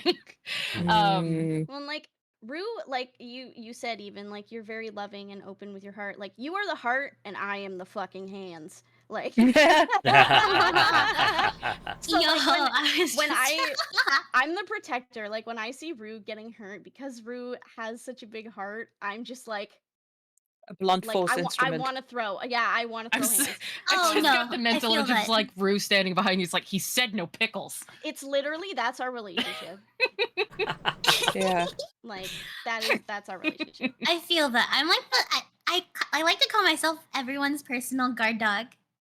Like you can Aw. like everyone can talk, right? Everyone can talk, but bet your ass I'm gonna bite. Bork. Yeah. Well, like Like- I have my romantic partners, like my husband and my romantic partners. There's actually also a group of women with whom like they're play partners. We have encounters when we can, but like we're also really good friends. And like some of them are also like complete ride or die bitches. Like if something goes wrong, they're like that dog with the leaf blower. That gif of the Yeah. dog with the leaf Yeah. blower. Exactly the one you're talking about. Yeah, it kind of looks like this. Yes, exactly. Yeah, I guess to kind of expand a little bit on what I mean when I say like the no list and stuff like that. Like what Candy and I have is what a lot of people in a poly space would probably consider a little bit more restrictive. And the thing is, it's what makes us happy. It's what makes us comfortable. Yeah, and so you're valid. Yeah, and the issue I've run into here and there is that people are like, "Oh, well, he's forcing rules on you," and I'm like, "No, I agreed to these, and some of these I set myself." Excuse you, because I was the one who was in our relationship considered in brackets poly first. I was the one that opened the relationship to poly, and I was the one that was like, "Can we explore this? Is this something you'd be comfortable with?" etc. and so forth. So when it comes to our relationship, like we have very set boundaries of what is and isn't okay, what I am and am not allowed to do with my partners. And it's the exact same for him. Whatever I am like, whatever I can and can't do, it's the exact same for him. However, um, it's how we interact with our partners is like, it's the same across the board. However, how we spend that time with our partners is not. Like, what we choose to do, as long as it's not on the like unsanctioned, please don't do list, it's totally fine. For the most part, our relationship works that Candy is my primary. He is my physical partner. He is the person I am physically intimate with and the person I am physically around and will, continue to be physical with at any given opportunity. Whereas my other partners are almost entirely digital. There's the hope with one of my romantic partners that I'll be able to visit them one day, but money. But it's, yeah, it's living across the ocean. It ain't easy. But it's hooray, time zones. But it's one of those things where like it's entirely digital, but no less important. And we have an understanding of respecting the time we spend with the other partner. We have an understanding of what is and isn't okay, what we are both comfortable with. And when we're introducing a new partner, potentially not into the relationship, but into play, then we go, hey, I've started talking to this person a bit more recently. We've got really good chemistry. How do you feel about this? And we have a discussion about it. And so, like, when someone's on our no list, a lot of, I think almost entirely everybody that's currently on the actual, like, please don't be in a relationship with this person list is people who have hurt either Candy or myself personally and very deeply. They are people that have shown to primarily and wholly focus on their own desires and wants with a complete disregard for the other person's safety or happiness. So even if they weren't on a theoretical no list, You wouldn't want to be because with them anyway. exactly, because we know that they've hurt the other person. The reason we kind of established a no list was because in those early stages, when we were still figuring stuff out, we wanted to talk about it because we were like, hey, I like this person that you don't. Is that cool? And I was having to kind of navigate the waters of it. Like, okay, is this, I just don't like this person? Or is this, no, this person has like actively tried to rip my heart out. This is not okay. And that's kind of where the boundary is this person has actively tried to hurt me or hurt the relationship or has only focused on their own selfish wants without any regard for myself or anyone else and has actively tried to at times hurt the other person because they weren't getting what they want. And so it was really tough. It was a very big learning curve, I will say that much. When I say that I went from a very toxic and messy beginning to poly into a extremely healthy and open communicative one, it is leaps and bounds. It is like two completely opposite sides from where I was to where I am. And I'm exceptionally thankful for the partners I have now, because the partners I have now understand, okay, hey, this is probably a purely online thing, but you still mean something to me. Is that okay? And they were like, yeah, no, that's something I'm totally down with. I'm Gucci. I know that Candy's your primary. I know that there's somebody that's very important to you, all that good stuff. And the play partner is like, I know I am kind of like bottom of the rung when it comes to priorities, but hey, when we find time to spend with each other, we do, and it's a fucking blast. Hell yeah. That's awesome. So yeah, no, there- it really is, communication is key everywhere. I see. So there was a question I want to ask more specifically about VTubing and LewTubing and your communities, and how does your community sort of react to knowing that you are a poly and yeah, let's just let it go, Oh, let it boy. ride. The preemptive Everyone giggles, I love those. Let it ride. Should I start? Yeah, go for I it, mean, you Podge. giggled first, so Yeah, Go for it, I think Podge. Rue and I should go last. I think Rue and I should go last. We're in a giggle queue. Okay. So, okay, when you say like how they react, like if they're like understanding of it, or if like have like problems around, like is that Yeah, where we're just going? in general, Okay, like okay. what is? Yeah, exactly. Okay. Well, okay. So I'm very open with my community. Like if you go into my Discord, like people know who my partners are. People know that I have play partners. People know that I have like play non-romantic partners as well as my romantic partners. And so it's actually really easy for my community to like me being the whore that I am. I'm just very flirtatious across the board. Like doesn't matter. Like doesn't matter who you are. I will flirt with you. And that's how my playful nature comes into contact with everybody in the community.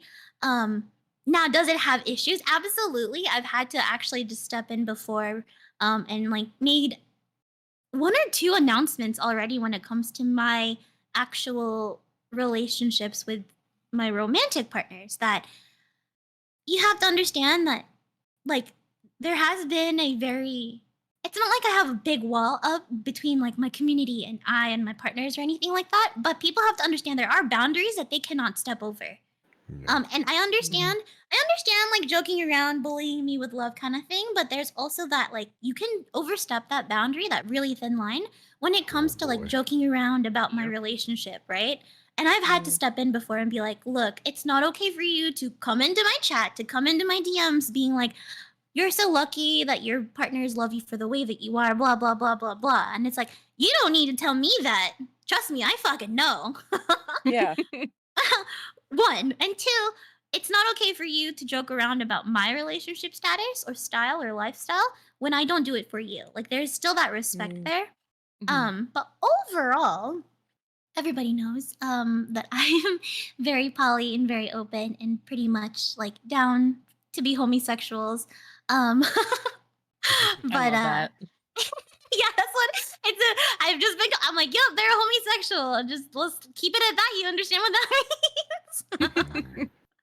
But it's there's an open communication between my like the community and myself and my partners, but also at the same time, it's like I do keep and reserve a bit of privacy when it comes to the more intimate things, if that makes sense. Yeah. Of course, Mm, of course. Mhm. yeah. Yeah. That's I think that's my I think the biggest like I also was open with my community from the get-go. Excuse me answering the question like I'm a guest, but like Well, yeah, Hey, your perspective is just as valid. exactly. That's why you're Exactly. here. Yeah. um the thing that I've really kind of come across is one, people trying to find out who my partners are and guess who my partners are. They are both from, quite conservative families. They are not out to their families, and I'm like, look, like I it's really not appropriate for you to be digging into this. It's not really any of your business. And the other is people going, well, you're poly, that must mean you want to fuck me too, right? Oh God, no. Oh, love. and I'm like yeah. sorry, I felt that in my soul, Yeah. and that was even Yeah. before I No. was poly. No. And like one of the guys who was doing that was like 19, And I was like, bitch, I am 35. I am old enough to be your mother if I had a slightly dysfunctional family. Like, just go away. Yeah, going, just child. because I am poly does not mean, and flirtatious with you does not mean that I am here to be literally slid into DM wise and be like, yeah, so are you looking for another partner or what? No, first of all, that's not how you say hello. Pretty sure that's not how you say hello. You might want to fucking try that again. To be fair, that hi message on DMs is also just as concerning. I never answer a DM that just says hi. Smile. Hi. That's hello. Yeah. And like I own a femdom Discord server, and the number of people who are like who come into my DMs because like I'm the owner are like, yeah, you looking for a sub? And I was like, well, will you be my mommy? Yeah, like number one, no. Barking Number up two, the wrong motherfucking tree. Number two, like why are you asking? And they're like, oh well, I'm looking for a dom, and I was like, so I could just be anybody? It doesn't matter. Hey, could you let Pause in? Pause is trying to get some No, Listen, I got I'm a joking. lot of people who want me to step on them, okay? Yeah, No, that's a I'm- mood. Yeah. I'm joking about the pay piggy femdom. Oh god. Get budget in the Dom server. Yeah. Oh, I would quite like some pay pigs myself, but unfortunately we have a rule. So. Oh, I see. I know, it's a shame. It's a shame. Oh, God, I just looked at the chat. Just a hi. Can I ask you a question? I just immediately had a visceral reaction. And this is the people I'm currently talking to. Oh God, the extra Y's too. No, Nico. Yeah, no. I was say the hey with the Y's, with the 3 and the 4 and the 5. Yeah, every extra Y is how much more interested in you I am. But no. My brain has completely blanked on what the initial question was. So, you're poly, huh? Hey, Your Pete. community's reaction to yes. poly. Thank Yeah. you. I had a dial-up moment there. My apologies. So just full modem. So well, I didn't start as a lewdtuber. Like that was one of the things. It's just like I kind of transitioned into one. Because like initially I was Meat Space, and then I was a PNG, and then I became a lewdtuber vis-a-vis using my PNG. Ergo, what you currently am seeing on screen. So it was kind of a transition period, and so when I first like started streaming, it was like I didn't really care if anybody knew that, like, you know, I was in a relationship and all that stuff. And then when I started lewdtubing, I didn't hide the fact that I was in a relationship with Candy, because it wasn't something to hide. It was something I was just like, yes, this is a thing. I have this relationship. Look at it. Isn't he nice? He brings me tea. But it's one of those things where it's like, as time went on and the lewdtubing thing became more of like a prevalent part of my content, and then later becoming a primary subsect of my content, it was like I didn't hide the fact that I'm in a relationship, and Candy is also like totally understanding of the fact that of what I do. But the community's response to it was very mixed. There are people who were there from the very beginning who were like, Candy, we know who Candy is. It's you know, it's Raina's partner. Awesome. Then there was other people who would just come into the community and see me on my lewdtubing stream, and then I'm not one of those people who, like, when I'm streaming, I am only talking about my partner. I'm talking about the shit that's relevant. So they'd suddenly feel blindsided by the fact that I'm a lewdtuber with a relationship. Oh my god! Especially God since, forbid, like, you know, oh my god! Especially because Nani? Candy's not a content creator, or at least not currently. Like he's working on stuff, and I'm very proud of him. But at the moment, he, like, when it first started, he was just the person I lived with and my partner. So, you know, there wasn't a lot of art or anything like that. It wasn't a lot of like interactions. He doesn't live a lot online, which sometimes I envy. And so I didn't have like a very open public space, except for the moments when he would intermittently appear on stream, and then occasionally when I'd collab with him, especially after we got like an actual PNG for him. So we had those weird moments of like people in and coming in and out of not being aware of the relationship and reacting differently to it. And especially once I started doing stuff over on Schmansley, like I did actually get a DM at one point that was just like, does he know you're doing this? I'm like, yeah, he's thankful I'm paying for dinner. Like, I got I'm asked, sorry? does your husband? I Like- got asked, does your husband know how you conduct yourself? I was like, yes. Absolutely. Yeah, like Yes. when fuck? I started doing the schmansley stuff, and I openly told people that like Candy helps me with my photos sometimes, and like help me with like the setup and stuff, and there's people who are just like, oh, does he know what you're doing? And I'm like, he partakes, bitch. Excuse you. Yeah. Who do you think chose the lingerie? I'm like, I wouldn't have thought of this lighting on my own. Excuse you. Who do you think is holding the Like, camera? Yeah, Rue, yeah, I'm like, Rue, I he gotta, can get I gotta angles I tell you can't do. something. I gotta tell you something, Ruin. Those streams that we've been doing, that's for schmansley. Oh, Yeah, people no. people were watching that. People were watching those. Oh gosh. Wow. Really? Betrayal. Oh wow. Rue's feel like my like- number one hype person. But yeah, it's I it's had, one like, of those things. They put me in that pose. What did you think happened? Yeah, it was their idea. I couldn't Who do that you angle on think my was own. Excuse you. fucking me? Yeah. Where do you think the gawk gawk was coming from? Yeah. Who do you think was in the background, bro? It's like a very convincing animatronic. But yeah, so like it's one of those things where like my Ruinous community Great is a Worm bit... Freddy Fazbear spin-off. Oh my god. No. No. Yes. So, well, we know what No, the camps yes. are. But yeah, so like Candy's extremely supportive of what I do, and the community knows that Candy is very supportive of what I do. And it's one of those, it's only at this point new people who show up that don't know that I'm in a relationship at all. And when it comes to Poly, like as I mentioned before, like Candy's the only person I outright say I am in a relationship with this person.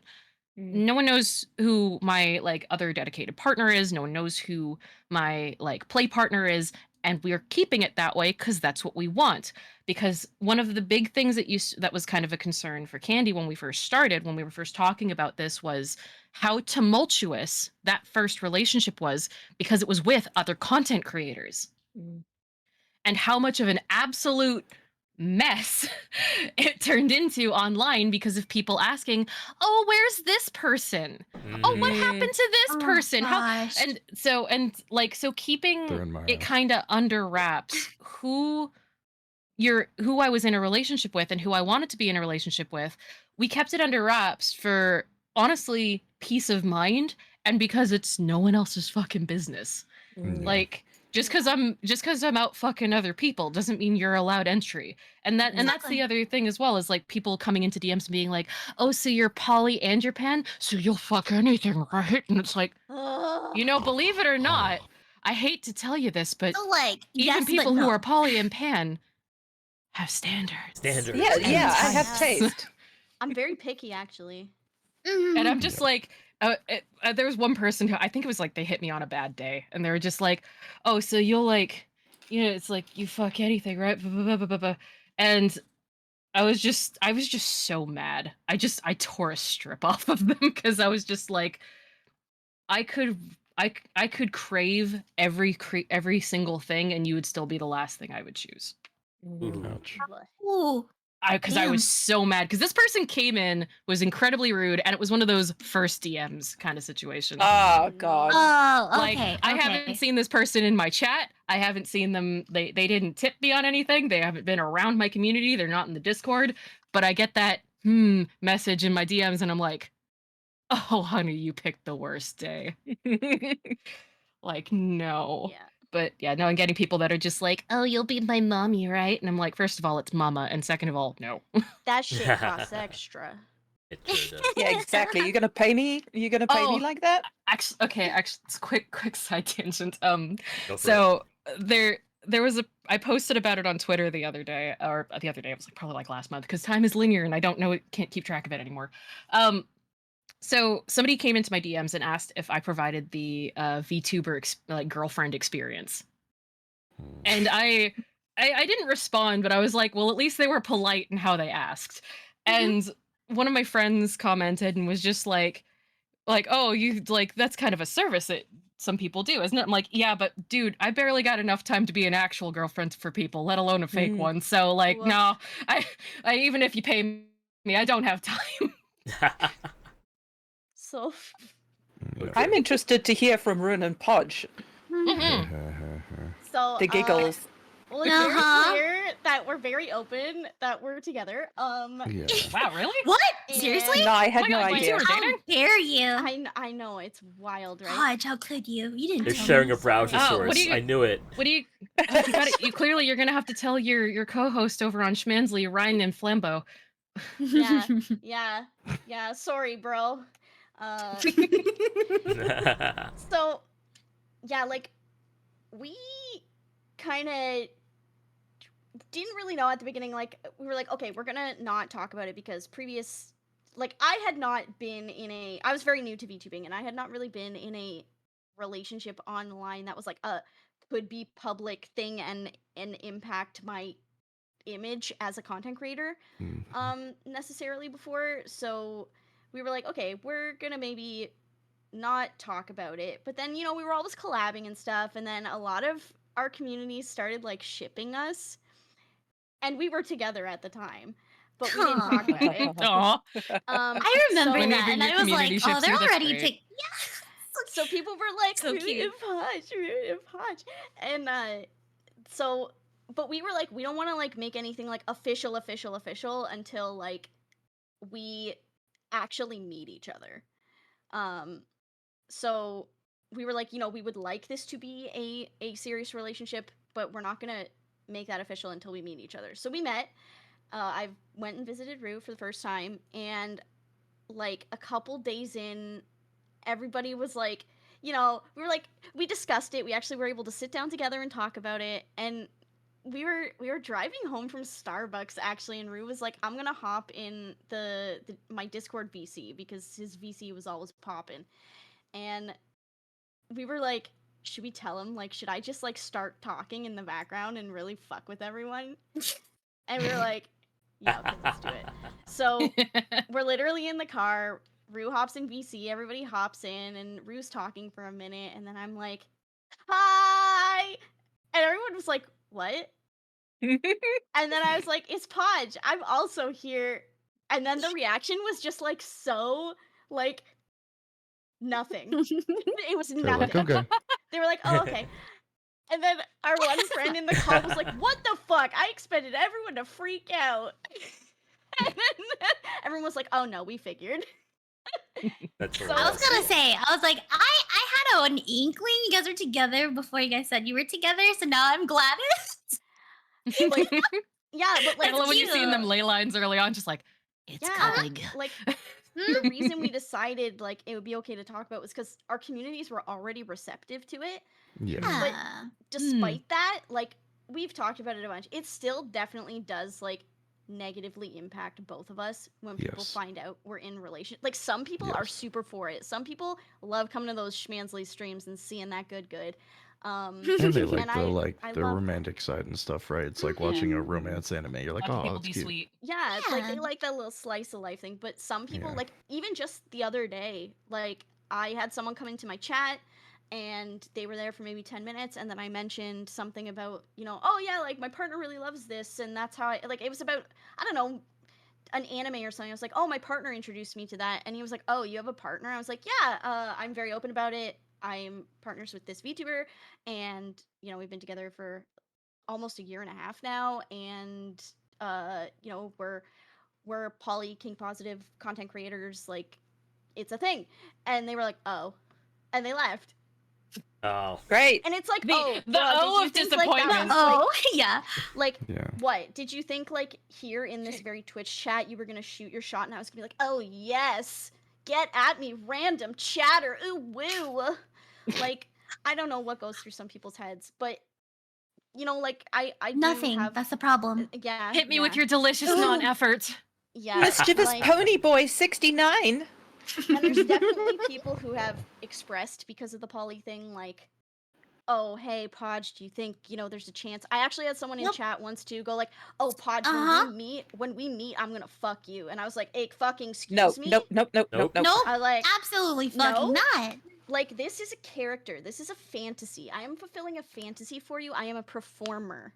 If you want to meet me at a con, that's cool. But you coming into my chat or into my community and saying like, "Oh, when I meet you, I'm gonna fuck you," like, get shit on. Like, Actually, you when I don't even out- have an yeah. opinion about that? Like, like, Jesus. oh, am Yeah. I being informed of this? Like, Oh, thanks. no, I've had that too actually. Okay, I have for the peeps that do the Schmansley content. Have you noticed that like there's a weird balance of people that are like crazy respectful and super lovely, and a lot of times it's just people that are straight up from your community already, but like the people who just come in and are already like understanding, they get the rules, they get the vibe, and then those other people that are just like, oh, I hope we never meet because I'm just going to tear you to pieces. And I'm like, you're Yeah. correct. I hope we never meet. What the fuck Because is wrong I'm with you? going to tear you to pieces. Like, and I also have other partners, but guess what? We have decided to keep that private for similar reasons as Raina said. Like, I do have other partners, but it's not public for our comfort, for our Yeah. safety, for how we want to conduct our relationship. Like, and yeah, sometimes like you're hanging out and the vibe is good. I'm very about Yeah. the vibe check. Like, if the vibes are Mhm. good, yeah, like I've met people through VTubing, absolutely. Mhm. But like, whoa, I just put my boobly eyes on. Oh No, no, my- that's I the just title. noticed. I hit a I looked button over. and I'm We like, love what it. movements? Keep it on. Like, Keep it on. I'm gonna keep it on. I'm gonna I was keep just it on. like, this is how to Hang keep on. the people engaged. This was meant to happen. It's And like Jingle, jingling jingle. keys. Yeah. Jingle, jingle. Yeah. Pay attention, pay attention. Jingle, jingle. Focus, focus. yeah, They're staring into your soul. yeah. Yeah, my eyes are down here. But yeah, like I don't. It's a very mixed bag, and there's also some people that are like, oh, I want Ruin and Podge to sandwich me, and I'm like, and we'll play into it, like we'll do like the Yeah. oh yeah, like, but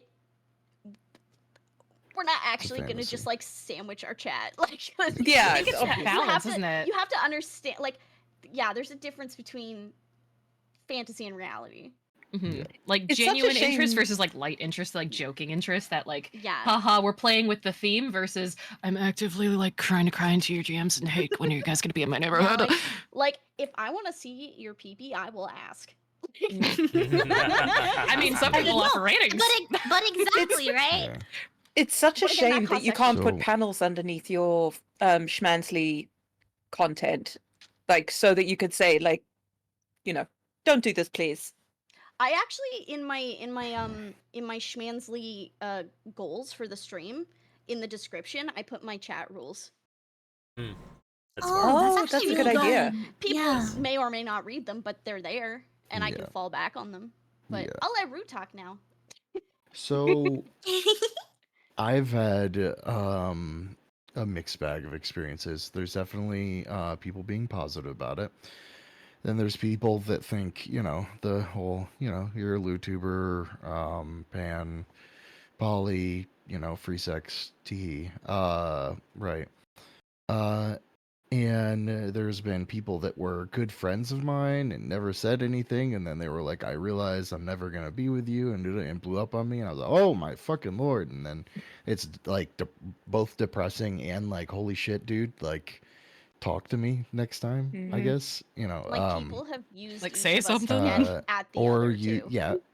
or Oh, use that's one of us to gross. get to the Ew. exactly Yeah. Yeah. like buddy buddy to try to get in the pants of the, like, oh, if I hit it off as friends with Ruin, then I've got it locked for Podge, Ew. And Ew. vice It's versa. It's interesting that they versa. think that we don't like see it either, like, or that we don't understand That they're what's so happening. slick. Yeah. Yeah. Yeah, I'm like, Yeah.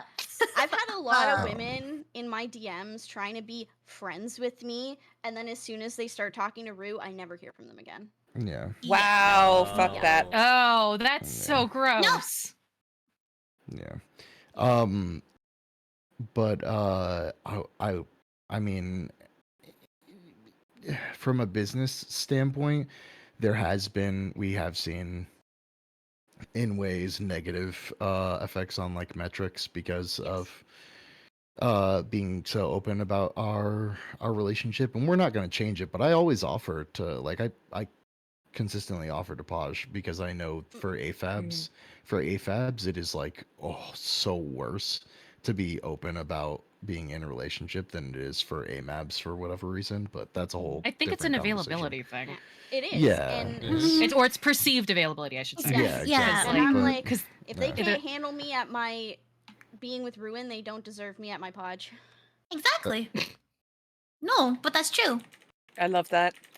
Mhm. Well, I mean, Atra and I have even experienced that to a way, way, way lesser degree. Because, like, I'm sure you guys have seen, we do a lot of like work together, both lewd and not lewd, because we're each Yeah. other's like safe partner that we know we can do this with without getting weird or possessive or Yes. You've got like Yeah. a comfortable balance already Do you established. do the thing where you hype each other up, like for the lewd stuff? Because that's what Rude does. yeah, Sort kind of. yeah, and yeah, like a fluffer. No, not really. Well, I think for me, like, Ow. I'm actually very new to making lewd content, like maybe 6 months in at this point, and it's like a lot of comfort that I have to like sort of like strip off, and that's why I Yeah. tend to like, I'm not like collabing with everybody and like jumping into streams with people. Just because of my trust, like, will respect my boundaries, for example. Love working with them, for example. And we're really good friends. Like we've got like a deep respect that we can sort of be sexual with each other and perform with each other, and like it won't develop further than either of us are comfortable with. We have a healthy foundation between each Yeah. other. You got Yeah, like a really well-established relationship and boundaries, and that's freaking wonderful. That's exactly. sexy. But Mhm. it is sexy. It's But absolutely hell. sexy. We've Attractive had as hell. people come into each other's chats and stuff trying to get to the other one, particularly Yeah. since Atra's star is rising, with the stop it. podcast, with the scripts, but it's true. And Yeah. people want the attention of the sexy demon lady, not knowing that I look like a potato in real life. So, Oh, you stop that. Listen, potatoes are the sexiest food. What do you- Excuse you. That I I makes fucking fucking love adore potatoes. potatoes. You know how I many love ways I can potatoes. feast on a potato? Oh, exactly. I was about to I can say, inhale like, a potato. I can split open a potato. Look, You can I'm not stuff a trying to do potato. so. Slather a look, potato. any way I devour, it's still going in me, baby.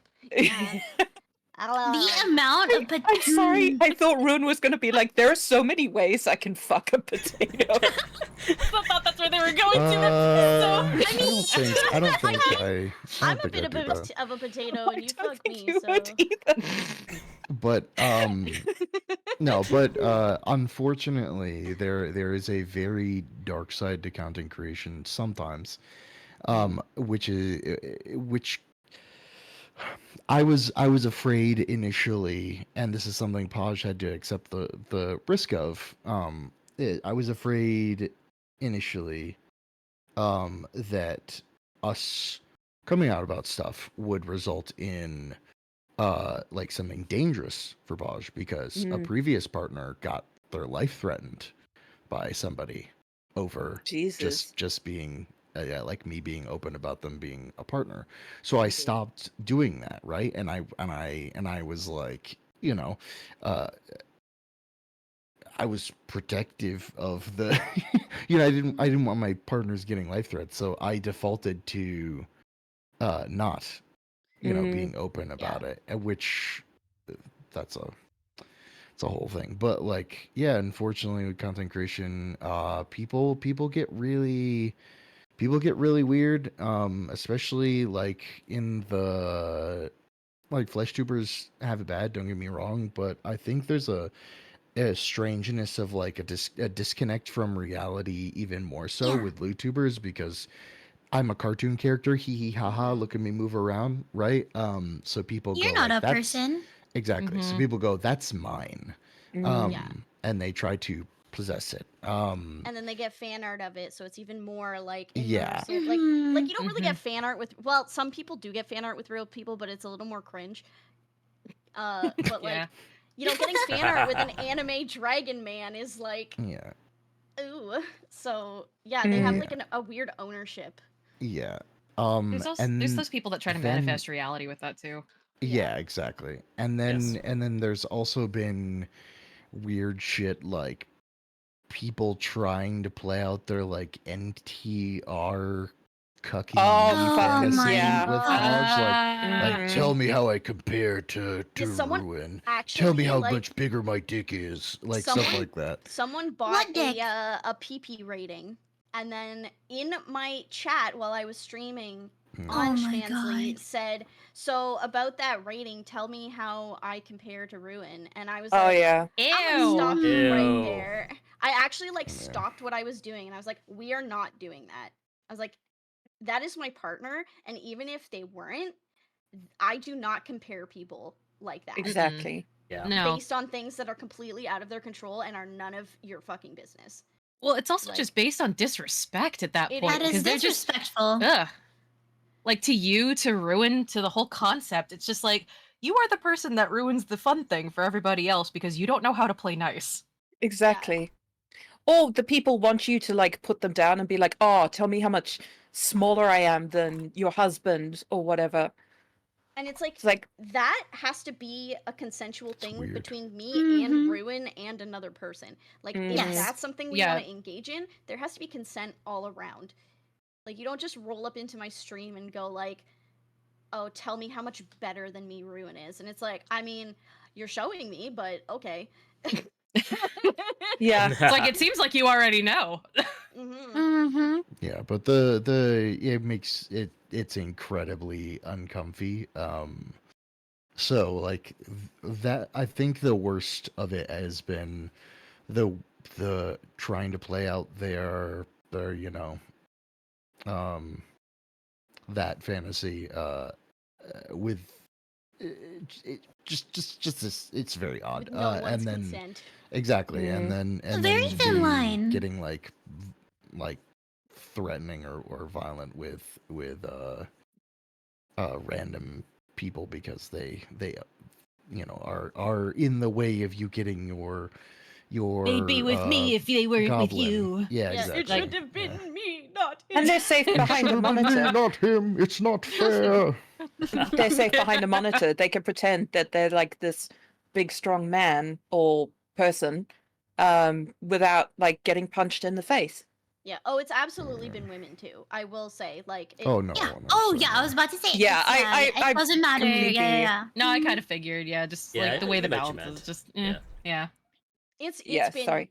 it's been oh no, don't apologize. I just want to make clear, it's been men, women, non-binary people. Mm. It's been like a little bit of everything. Like Mhm. Buffet, if you will. A a buffet of buffet, assholes. Yeah. yes. A cornucopia of fuck. You know, some A people are smorgasbord of into shit. that. Some people are into a buffet of assholes. I mean, you know, a donut's a donut, but Mm-hmm. I mean, okay. So what? Damn, I feel called out.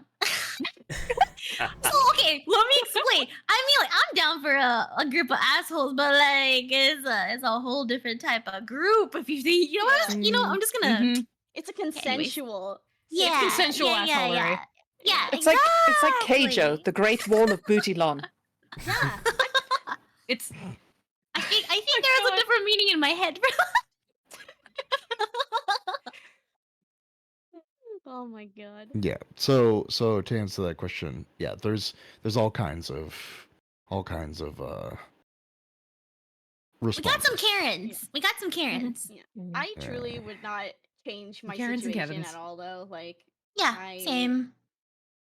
like I love that we're like this little cute little goobery relationship where it is literally the he asked for no pickles. And I enjoy that very much. Especially like when people draw fan art of us, like I cry. Aww. Yeah. Yeah. I'm definitely more of it's funny because Paj and I are both Edby, and I'm definitely more stereotypically like I'm definitely more of what people would traditionally and stereotypically like assign traits to like like a quote like a woman, right? And Are then you my for little Paj, trad it's like, wife? yeah, and for Paj, and for Paj Sorry, is that more snort more hurt. manly than I am, Oh yeah. 100%. Yep. Like yesterday, you said to me, "You're such a dude." I know. Yeah. I don't So remember what you normal. said, but you said such a Just a guy bro thing, It was something about being horny. and I was A like, bro oh my moment. god. Every now and I then you just gotta literally, have a though, broman. I said to my dad today, I explained that like you typically are more like emotional and like emotionally open and like very kind and not that I'm not kind and caring, but you're like more nurturing. I'm more motherly, yeah. Yeah, and Aw. I am like a guy, and my dad's like, yeah. like my dad and I always joke about how I'm the son he never had. So like he completely was like, Oh "Yep, my that's god. correct." And I get that from I get that so much. Oh boy, Pearl. Oh. That's Read things. yeah. Oh yes, read. I'm I so have sorry, Ruin. I some just Educate. literature. Yeah, like Here, thoroughly educate yourself. yeah, thoroughly educate yourself, and if you are already in a relationship with someone, do it together. It is a together activity. Talk it through, really talk it through, really talk it through. And I would say don't deep dive. Like don't deep dive in research. Don't like jump head first into a poly relationship. Dip your Mm. toes. Like slowly go into it. Also, and also talk to each other. don't be afraid Always. to also change. It's okay. Yes. Like, and I don't mean, and I need to be very clear about this. Don't mean change for the other person or people in the relationship. Yes. Don't be Change for afraid. you. Exactly. Don't be afraid to Yeah. change what is comfortable for you if something becomes no longer comfortable. No longer, yeah, exactly. Yeah, because everything is changing and adjusting. Life is a nonstop quest to figure out what the fuck am I going to be at the end. And Yeah. it's okay to change. It's okay to have different perspectives. It's okay to want different things than you did at the beginning. It doesn't make you a liar. It doesn't make you a bad person. What can turn it into being a bad thing is by not talking about it or hiding it because you're scared to admit you want change. Because that is one of the biggest issues when first exploring poly, whether you are completely new to it or you're introduced to it and then you want to change something, is they feel they aren't entitled to change their mind. You are more than entitled to change your mind because you are entitled to love the way that is most comfortable for you. Mm. I would also And, like- say you should really know what your boundaries are, and you should like take some time to Yes. self introspect. What are you comfortable with? Yeah, Mhm. Yes, absolutely. check in with your partner and check in with yourself often because like those boundaries may evolve and change. Yes. Exactly. And that is Mhm. absolutely normal for them to evolve and change. It's not just because you've consented to one thing one day does not mean that in the future it's something that you're going to consent with forever. It is Mhm. okay to check in. It is okay to change your mind with certain kinks. It's okay to change your mind with certain anything when it comes to a relationship. Yeah, A there's some things relationship's that are not just set in yellow light. stone. Mm-hmm. Exactly. Yeah. And just know that jealousy is a real human emotion, and you're allowed to feel it. But if you Yes. are Oh, going yeah. to be feeling that a lot in any poly relationship, then it's not going to work out for you. Yeah, Mhm. and I really want to like add to that. Jealousy is normal. Jealousy is Yes, a normal absolutely. thing. You can overcome jealousy. Envy is an issue. Another. When your Mhm. feelings develop into being envious of a partner or something like or like envious of your partner or envious of the person your partner's with or something, that is where it's like unhealthy. Like jealousy is a normal emotion, especially when you're, dipping your toes into these things. So don't beat yourself up for experiencing those feelings, but you do have to address them. Mhm. It's also you And- got to be willing to also talk about stuff that is sometimes uncomfortable. You have to Yes. be Yes. because one of the hardest things in any relationship, poly or not, is being what could be perceived as the bad guy, bringing up a topic that's not Mhm. fun or troubling or hard. Or stressful. ugly. Yeah, Oh, or boy. ugly, all that stuff. Stressful. yeah, you have to be willing to have those ugly conversations, because if you pretend everything is pretty, you're just throwing a pretty blanket over a garbage pile, and it's just going to In- get worse. In poly, you cannot run away from those tough conversations. If you can't have tough conversations, poly may not be for you. Like Mhm. if And it's fine I if would- poly's not for you. I You would don't have to say- be poly. Yeah, Yep. I would say that you would need personally, I think it is important to be able to have tough conversations with partners in general before you even do any relationship. yes, Mhm.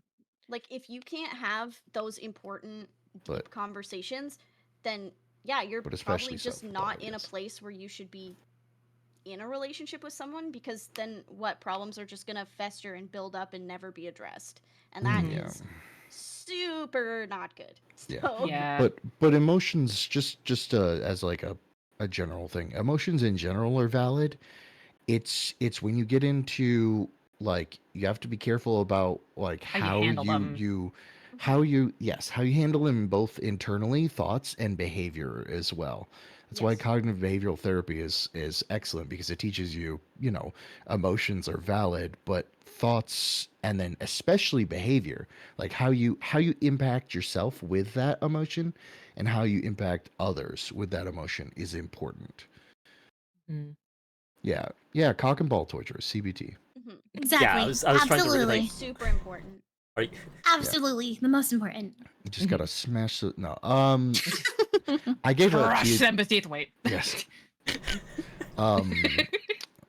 The Nutcracker. I gave a TLDR that I think is good for that question earlier about Oh, that Nagi had? like yes. yeah, Yeah. re-clarifying the ENM and the poly. And poly. Yeah, Mhm. all cheeseburgers are sandwiches, but not all sandwiches are cheeseburgers. So sandwiches is ENM. It's like a blanket term. Poly is a cheeseburger. It's like under ENM. I'm very glad this very food-focused stream I is, like is Yeah, we happening on a clearly day all that is need to eat. that is well, no, I'm just very glad it's not happening on a fasting day for me, because oh my god, I would be so hangry by now. Oh my god.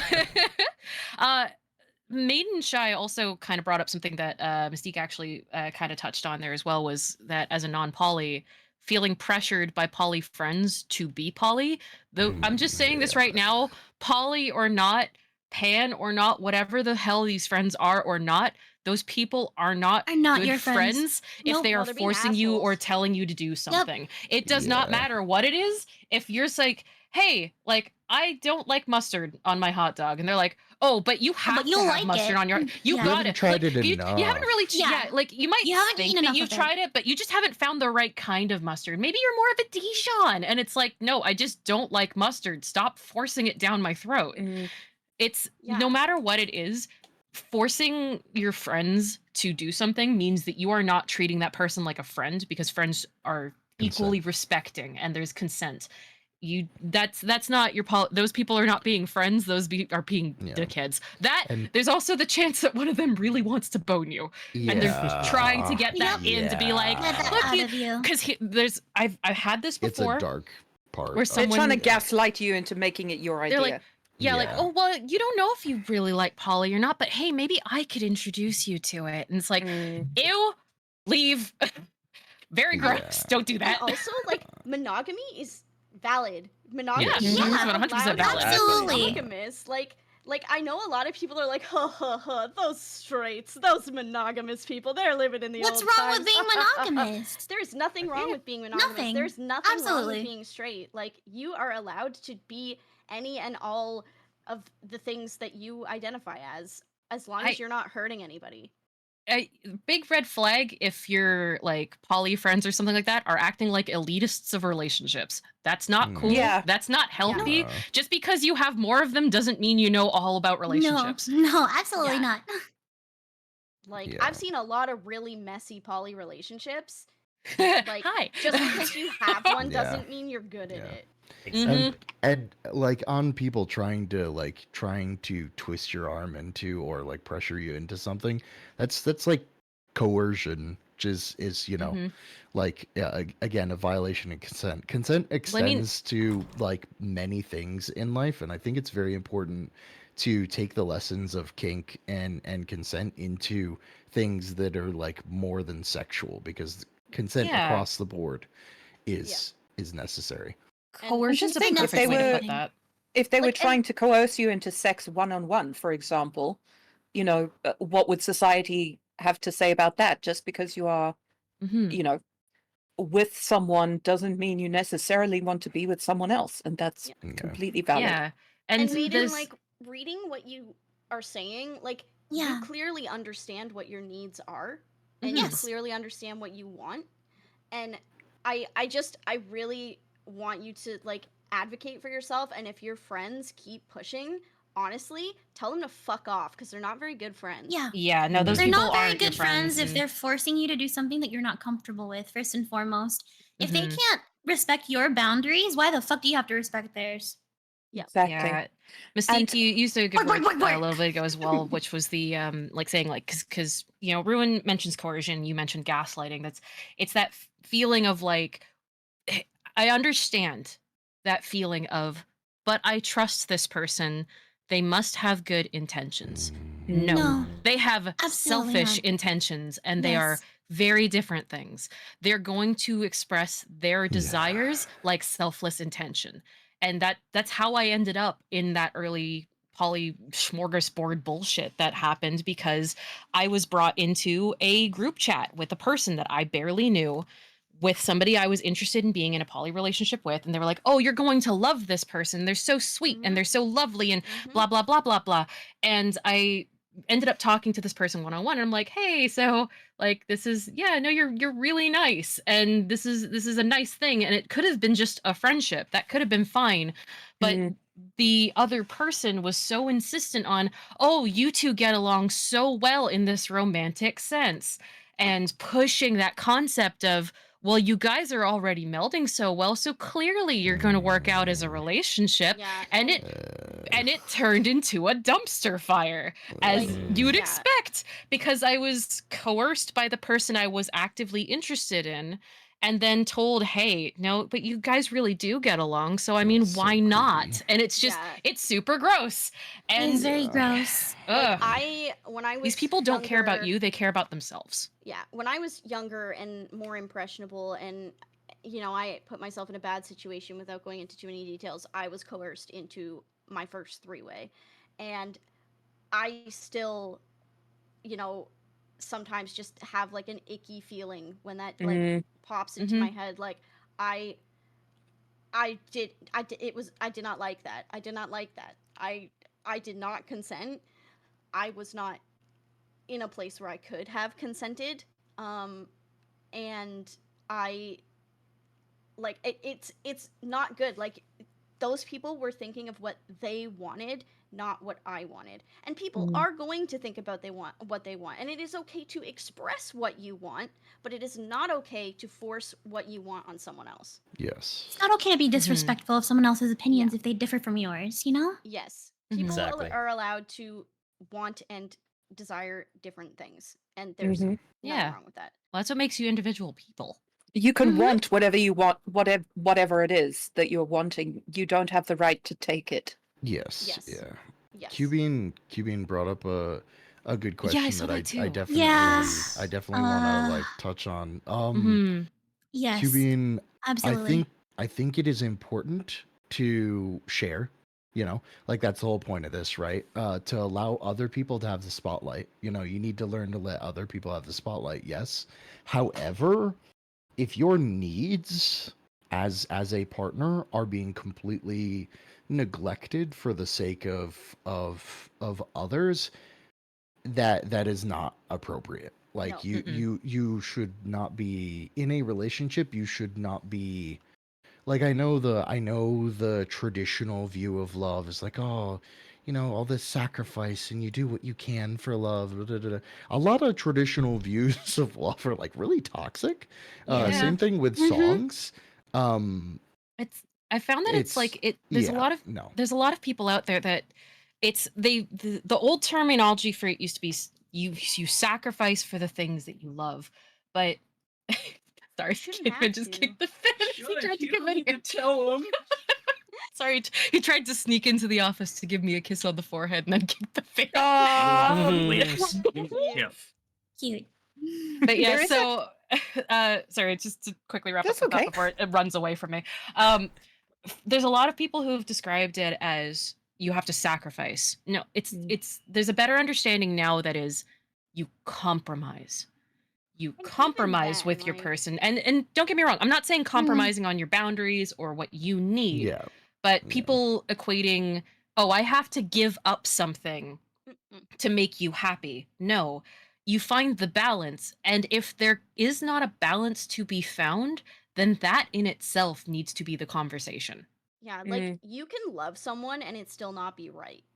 Yeah. And There's I also think a that's a massive sorry. thing to learn is that like It's difficult. loving but yeah. someone does not mean your relationship is going to be good for both of you or all of Yeah. you or any of you.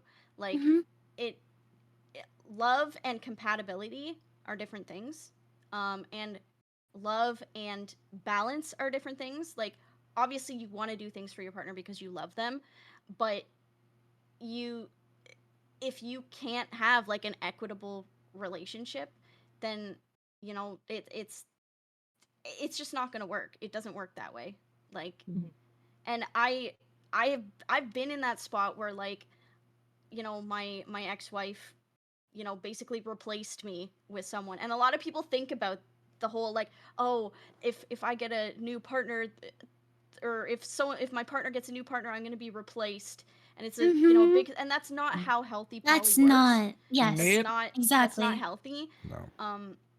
I was in a situation where like my ex-wife literally replaced me with someone else, and that is when I said, okay, like clearly we want different things. This relationship is over. Yeah. I think. I apologize. I think someone else That's was supposed okay. to talk. Yeah, more. Mystique was Yeah. It's okay. You go ahead. Or Yeah, sure. go No, for it, you you can go. go first if you Yeah, like. go for it. I was like reading this question and I was trying to figure out like a way to answer it when it comes to like my experiences when it comes to being in a poly situation. Um I think like what struck out to me first and foremost was the fact that the focus, like right, like has anyone of the panelists not been the focus of the poly relationship? I think for me, going into any relationship with someone who I am very aware wants other relationships with other people, my first thought is never, am I the focus? Am I the main thing?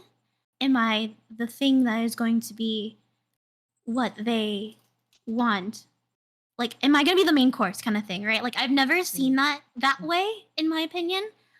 And in my opinion, in a poly relationship style, I don't think it's the healthiest to ever think that I will ever be the main focus unless you are going to talk about being a life partner, the main partner in that situation. There is a lot of sacrifice when it comes to not a lot of sacrifice, a lot of compromise, like everyone's been saying, when it comes to a poly relationship. And it's not even just poly relationships; it's relationships, period, whether it's mono or not. There is going to be compromises that you're going to have to realize. And you have to also remember that, yes, your partner's main focus sometimes will not be you. And whether that main focus is work, another partner, another situation in their life, there's going to be much more important things in their life currently that are going to be more important than you.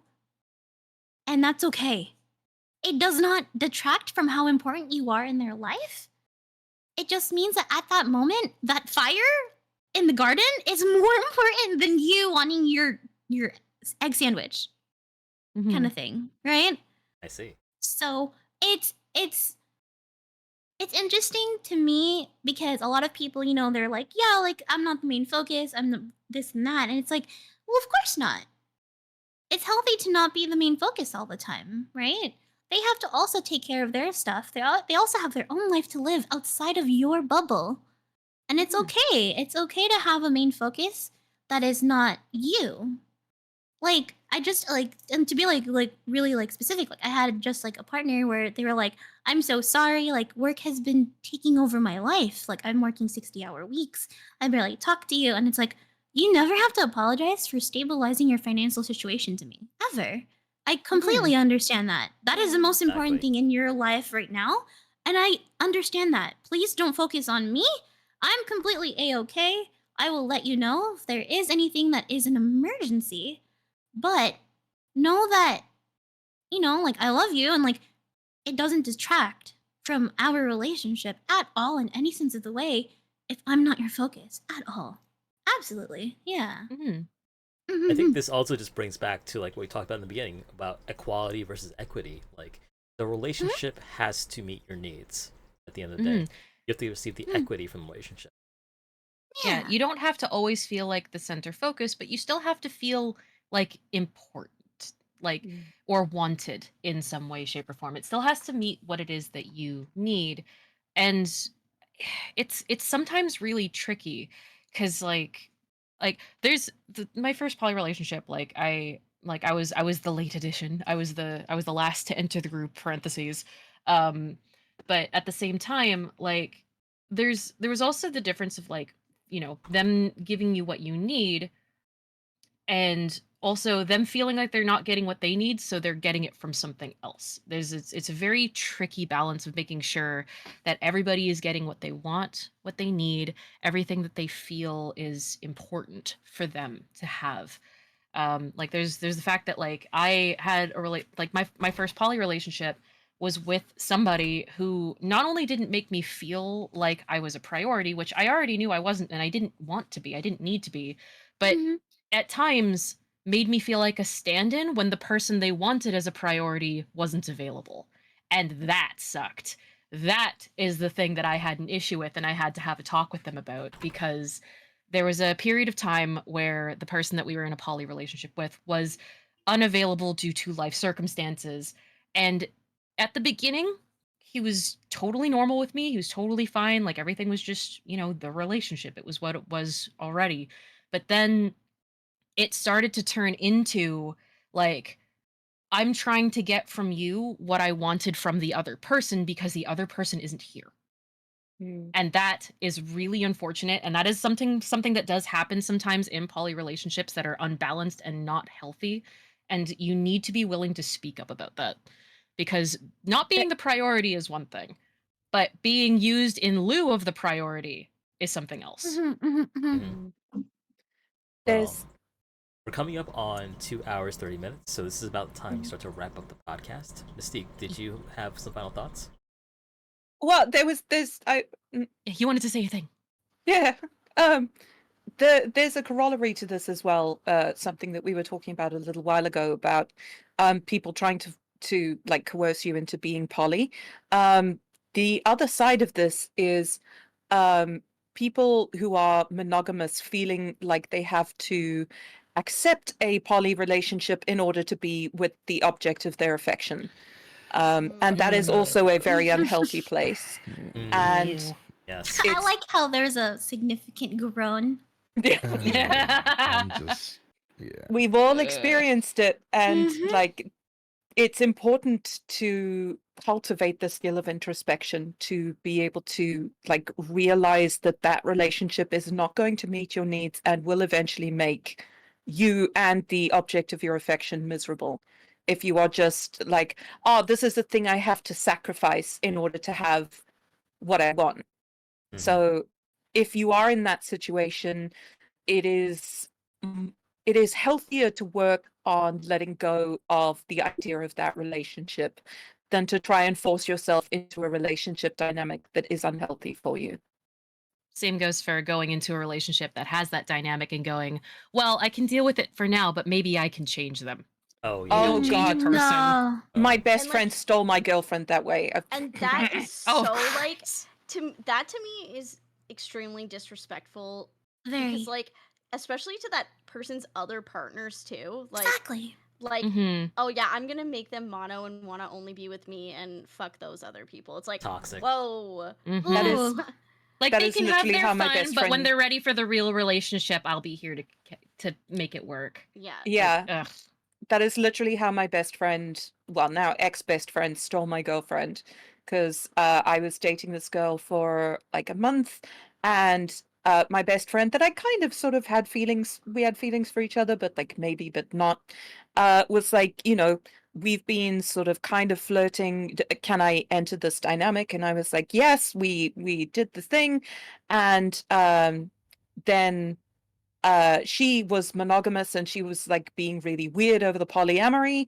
And then the second I told my girlfriend I loved her, she was like, no, this is too real for me. Now you need to make a choice. And they both came to me together and dumped me. Oh no. Wow. So don't do that either. I am so sorry. I will say, like, Holy. I do want to add, like, you don't steal someone from people. Like, that's I That is a good I know that's both a of good us point. really don't Mhm. like that term of like, I'm gonna steal your girlfriend or someone stole my girlfriend. Like, for them, Mhm. that was definitely a shitty way to handle things. Um, and like obviously Polly was not the thing for them, and that should have been handled better, and that should have been handled like, I mean, like I think a lot of people go into it with like, again, like the, oh well, I can change them, and it's like, if that's the outlook, then no, it's not gonna work. It's not gonna work. And I mean, in from what you've explained, you dodged a bullet. Hmm. No, it was And very much both of their choices. I take what you're saying, that like people yeah. aren't possessions and that I shouldn't have spoken about her like a thing. I totally like own that. No, like, and I just like, I massively feel for you in that situation, Yeah. and Yeah, like, Mhm. they handled that extremely poorly. extremely We poorly. Yeah, definitely no, know that's- what you ugh. meant, yeah. Mhm. So yeah, why don't we wrap this up since some of us have things to do after this? Any final thoughts? For me, it's gonna be communicate, communicate, communicate. Yes. There is Yes. the sort of like attitude out there for VTubers and LewdTubing that everyone's kind of just fucking each other, and like, none of this has to be communicated and everyone's poly. That couldn't be farther from the truth, honestly. We're all in the secret VTuber orgy. Yeah, that's what we're doing later. And if there is an orgy That's happening, the thing that we're doing just later. That's why we have to wrap up.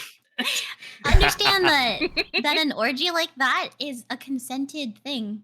And Yeah. if there's no consent in any part of it, then it's not okay. Exactly. Even if it is happening, even if there is a few things going on behind the scenes, that is theirs and theirs alone to understand, and that is okay. Mhm. Absolutely. Mhm. hmm Please do your research. Please do your research. Please do your research. Please. We'll make sure that video Ask from Mystique around. is available for everyone to look at also, because it's Mhm. very, very good as a resource. Yes. Yes. Advocate for yourself and your boundaries. Make sure you understand your boundaries and understand that you are not a concrete block. You are fluid as fuck, and that is Mhm. okay. Hmm. Be like water. Exactly. Be like cat. Be like Be like Kun. cat. Cat. Fit in Non-Newtonian any space cat. as fluid. Yeah. Yeah. Exactly. Not every relationship is public, but every relationship should be respected. It Respected. is not yours to judge how a relationship dynamic works. If it doesn't work for you, that's fine, but it is up to you to respect it and to treat it with the grace that you would expect for your own. Beautifully, beautifully said. All right, why don't we do some plugs? Reina, you have anything to plug? I guess. Sorry, my brain was just like, oh god, time to chill, I guess. I'll do it for you. Well, I mean, like, I do have an event at the end of the month. So Yeah. as mentioned earlier, I make schmansley content. And August actually marks 3 things for me. One, it is my 1 year as a full-time content creator. Hey. It's a full year on Schmansley. And it also is the month that I hit 3K followers over on Schmansley, which is absolutely insane. Oh god. So Amazing. congrats. I want to bet that at least 50% of them are bots, but that's fine. Either way, at the end of the month, I'm holding the Fuck Me Like My Insurance Tipathon. Yo! With the subject line of they're giving it to me rough and raw, so you might as well join in. But essentially, I'm holding a week-long event over on the Schmansley where it's going to be variety games, certain goals and stuff like that will get reached, and they'll either be tackled during the event or afterwards as kind of like a fun thing to do with the community, while also recovering from the fact that the beginning of this year was not great. Yeah, nobody fucks like Jake from State Farm. The polo stays on. Alright, Podge, how about you? Yes. I too do the Schmansley. I will be doing my monthly 18 plus VR chat meetup tomorrow. So if you're not in my Discord and you want to be part of that, you got to join my Discord for safety. Then followed directly by the Schmansley stream. Next week is the start of Hot Goblin Summer. I'm going to be revealing my bikini outfit. Woo! Hell yeah. And doing a whole bunch of cool streams with a bunch of awesome guests, wrapping up with a certain not safe for work raccoon and a certain snake mommy at the end. Oh, hey, yo. That situation. Yo. Let's go. Hey, yo. Yeah. Yo. And you guys have 1 week left to get in on my limited merch launch that includes the Podge plushie. So if you would like to yeet Podge across the room, you have 1 week left. Studio Nekomata. Buy my merch. I'm poor. If you would like to put Podge in a jar, You listen, I'm not responsible for what you do with the Podge plushie and what modifications you make to the Podge plushie. Just know, if you do something to it, she'll feel it. If you do something to it, I'll know. Ruin and Podge are going to be in the car together going for a coffee, and Podge is just going to suddenly explode. I'm just gonna hold. Yeah. It's kind of it's like 11's. Yeah, But she's got a cheaper. clipboard. She's going to be judging you. there's a Oh. really good cartoon with a doll, and Oh, I've seen that Oh, one. I've Rue. seen It's that one of my one. fucking Yeah. favorites. Yeah, I was that's like, a I good want to one. be. Mhm, like it's a very that. good one. It's so So- good. If you want to be incredibly parasocial and bring Podge into your home, you can buy my plushie. Yo, I'm gonna have to find a jar big enough. I mean, One of those big cheese ball jars. It'll fit in there. oh my god! Perfect. Oh, yeah. Please, I know the no. dimensions. It'll fit in there. Oh, thank you, Podge. You literally welcome. just saved me the time. Yeah, you Perfect. got 1 I'm week gonna send left you a and then it's picture. gone That's all. forever. That's it. Yeah. Please. Also, if you buy my plushie, send me pictures. I'm making a collage. Oh, that's so cute. It's gonna be so cursed. And Ruin, how about you? Hi, I'm just feeling agony. Don't mind me. Thank you. Yeah, Runus Great Worm again. I'm over on Twitch times. I'm getting more consistent and more professional again. I had a fun time. Hiccup. So, A little Um, siesta. A little yeah, party. Yeah, I was just chilling for a bit. A little spicy and siesta. exactly. And speaking of spicy, Sunday at 9 p.m. EST. I'll have my Schmansley or Niensley or Funsley with an A. Stream that I have weekly. Other than that, I'm still figuring stuff out. So, passing on the torch to you. Thank you very much, Ruin. And Nico. Let's see. I don't have to Schmansley. I mean, I do, but I don't. I haven't started it. Only because my manager and I haven't really focused on exactly what it's going to contain. But it is going to be starting very soon. It'll be on Twitter if there is any announcement. And then as for everything else, Twitter also will have my schedule for my streaming. I stream specifically on Twitch most of the time, but on Mondays and Wednesdays, I actually also stream on VStream now. So I don't know if any of you guys know about it, but I've heard about VStream's that one. another. Yeah, VStream's another. It's a new platform coming out that's coming out or has come out, and it's in beta right now. And it's specifically catered to VTubers, and so I'll be there Mondays and Wednesdays, rest of the time we'll be here. Hey. Amazing. Thank you very much. And last but not least, my co-host, Lady Mystique. Thank you. Just a reminder, I am raising funds for the Alex Appeal. Alex is a non-binary person who has been made homeless because they are LGBT, and they have bone spurs in their spine, and they are in desperate need of a wheelchair. So I have made some long-form, very sexy audio recordings. If you enjoy audio pornography, there is over an hour of listening time. Check the pinned tweet on my Fansly, or not my Fansly, my Twitter, or you Or can X. My ex. Yes, check my ex. Yes, the zitter. Or you can Yeah. donate directly to them. I know that there are people who are leery of donating to like middlemen in I case am the funds don't get literally where they're going. gonna send you that money right now because that's the same condition my dad has, and it's terrible. Mm-hmm. That bone spurs. Oh my god. It's Mhm. awful. But yeah, you can find all of my links on ladymystique.tv. And thank you, Mystique. I appreciate it. I Let's give it appreciate for you. Mystique. Let's give it for Mystique again. Again, like, thank you for bringing your background into this. Thank you for making that amazing video and such an amazing co-host. Stop! I'm gonna Can we- blush. Can we also get hearts in the chat for Mystique for that video at the beginning that kind Yeah. of gave the Yeah. breakdown on polyamory and stuff? Like, can everybody love on Mystique for a quick sec, just because So how good. amazing that extra work My was? stream deck's not Yeah. working. I don't have my blush reaction on. Stop. Well, don't worry, Careful. it's in your voice, so you're all good. Yeah, exactly. You might lose your Just pants. Be careful. entering the ultrasonic there for a second. I am so sorry. Yeah. And so I've been your host, Atramentum_X, Variety Streamer and LewdTuber. I stream on Twitch almost every day. I'm on Fansly once a week usually, and yeah, I make stuff. Thank you for And so much. scripts. And scripts, yes. inkyscripts.tumblr.com. Anyway, thank you so much for watching this episode of Depths. We have a teaser for next week's episode. For now, say goodbye to the panel. Bye, everybody. Bye, everyone. Bye, panel. Bye. Don't forget to like and subscribe. We'll see you in 2 weeks. And